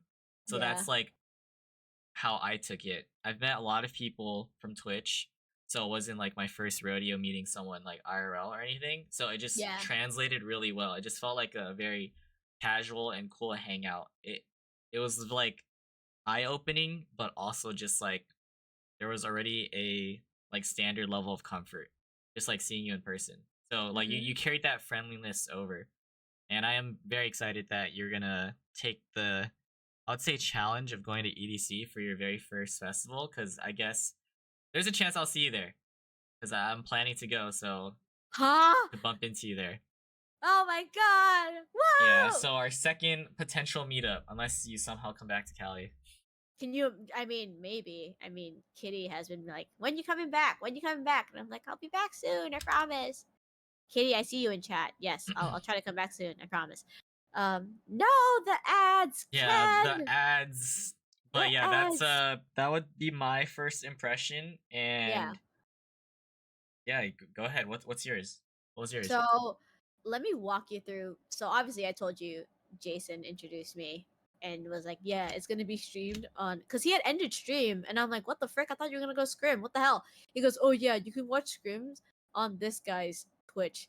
His name is Wilson Chang," and I'm like, "Okay." Mind you, I'm gonna expose this dude. He misspelled your name, Okay. so he put an E at the end of your last name, and I was like, I think it's just Wilson Chang, right? Yeah, cool. Okay. Thanks, So Jason. Uh huh. so I clicked on the link and then I went there and you were just all hype from the jump. I was like, oh my god, this guy is all types of hype for this tournament. Let's go. And then Jason was also like, yeah, he's the host of the tourney. I was like, oh, so he's like a cool guy. Gotcha. So I was already pretty hyped as is because like it's my first time ever seeing a Val tournament. And I was like, oh shit, you were my first Val tournament I watched. Winter Oh, Warfare very was the cool. first Very cool. Winter Warfare was the first Val tournament I watched. And so I was like, oh my god, this is fun. This is cool. And you were just keeping up the hype, keeping up the good energy the entire time. So I was like, yo, this guy's so cool. Like this is such like he's such a good person. So I was at a pretty like not dark time I would say, but it was just like pretty low point in my life, like emotionally. I was just like really drained. Getting to watch your streams and coming back for all the tourney streams and just your streams going forward, dude, it put a genuine smile back on my face. I was like, oh my god, this actually like makes me happy. Like holy crap. And so I was like, this this guy's good people. I can feel it. This guy's good people. And so then when I went to meet up with Dylan and then he had told me like, yeah, no, I talked with Hi and Wilson and we're gonna meet up with them. And I'm like, oh, yes, I'm so down. Which is why I don't know if you remember, but when I went into the restaurant, I like sprinted right on over. I was like, oh my god. So I hugged Hi and then I hugged you. And it was just it felt again like how I said before, like it felt like we knew each other for a while. Because we basically kind of did, just not in person. And so getting to experience that now, I was like, this is surreal in the best way possible. Like I'm so glad that we had got to meet. It was very very fun. I felt very bad that like my for some reason my appetite over in Cali was just not as big as I thought it was. So like I could barely finish the food that we ordered, and I felt bad because y'all would not let me pitch in any money. I was like, guys, let me do this, and they're like, no. I'm like, High wouldn't let me pay either, and I was like, fine, okay, it's because I'm the guest. I got it. Um, but at the end of the day, like I had so much fun just That's good. getting to like hang out with you, get to know you, and I'm like, you know what, this is the same guy on Twitch basically. But now I just get to meet him IRL and just get to talk a bit more and learn more about him, and it felt very very fun. I enjoyed myself a lot, and yeah, in terms of first impressions, like you're the same dude that I met on Twitch when it came to like IRL meeting, and then like when it came to actually being on Twitch, you brought so many good vibes and brought my genuine smile back for the first time in a while, which was a very very nice feeling. Dang, that means a lot. So thank you so much for putting it into words and just for like just the fact that we're still friends today, it means so much. Love that. Of course, dude. Yeah. Yeah, how are you feeling now that you've spent this whole time just like talking about your life? Because I know you were nervous at first, which is absolutely Yeah. normal, but like what are your thought processes now? Like did you have expectations for yourself and just where's your head at? um I feel good, to be honest. I think as I got to talk about this stuff out loud, it kind of like prompted a bit of like reflection for me at the same time, because you kind of got to verbally hear me like come to certain realizations while on here. And it was pretty good. I definitely got to enjoy myself, and it was definitely nice getting to share my story again, kind of unintentionally, like from like being unintentionally like neglected by my family and things like that, and kind of being told that my voice is to be suppressed because I'm the youngest. Having people who willingly will listen means the absolute world in more ways than one, and I don't think a lot of people really understand that. Sometimes people just need a listening ear and it will make a world of a difference. So getting to do this now and having everyone listen as well as you, like it's definitely been very very nice, and I've definitely enjoyed my time here for sure. It's been great. Love that, and it makes me very happy to hear that you're just like very comfortable and it's like a like a safe space just to just Yeah. literally talk about life and to chat it up on a more like personal level. 100%. Yeah, for sure. Yeah, so okay, with that being said, before I wrap things up, do you have any last few words that you want to say? It could be about anything, it could be directed towards everybody from the live audience or everyone watching on YouTube. Of course, I mean, to anyone who's like live watching on Twitch or just watching on YouTube, I'm hoping that, um, my story can kind of be one of those pillars if needed for support and kind of validation that, no matter what path you're on, as long as you're doing what's best for you, then that's all you really should be doing. It doesn't matter about trying to satisfy other people if you're holding the reins to your own life and you know your life best. To everyone who just stuck around, lurked, listened, and just got to hear me out, thank you genuinely so much. It means the world to know that there are people who would want to listen to my story. And Wilson, to you as well for even allowing me to be on this podcast. Like, I feel bad because I feel like I was like bugging you for like months. I was like, hey, when am I gonna hear back about it? Blah blah blah. But obviously, I'm glad that have we were able to do this now, and it means the absolute world that everyone here was just um sticking around and listening. I mean, it just thank you. It means the world. And much love and appreciation to all of you. Hopefully, I will be back to streaming soon. Hopefully, but don't hold me to that yet. I gotta get my Yes. OBS set up. Bear with me, guys. You gotta settle, get to the flow of things again, especially with Yes, work and sir. all that. Prioritize other 100%. things. Yeah. Yeah, so thank you, Natalie, for being such a wonderful guest. The timing, it took a while, but I feel like there's just a right place and right time type of moment. Yeah. And I feel like this has been very insightful to say the least. You are a very well spoken individual, I must say. And it's great to just be able to hear your thought process and just to see you just, I don't know, I just felt like passion behind what you had to like say and to tell, especially because it's like your private story. And I've learned so much about you, so that's why I'm always grateful. And aside from that, guys, make sure to drop Natalie a follow on Twitch. We got the exclamation guest command. This Thanks, has been guys. episode 25 of the Chat with Wilson podcast. This is the rebranded podcast. Woo! This will be on YouTube within the next few days. I'll try to get it done by tomorrow. And with that being said, we are going to wrap it up. So I want to say thank you guys so much for watching. If you guys are watching from YouTube, hit that like button and do subscribe.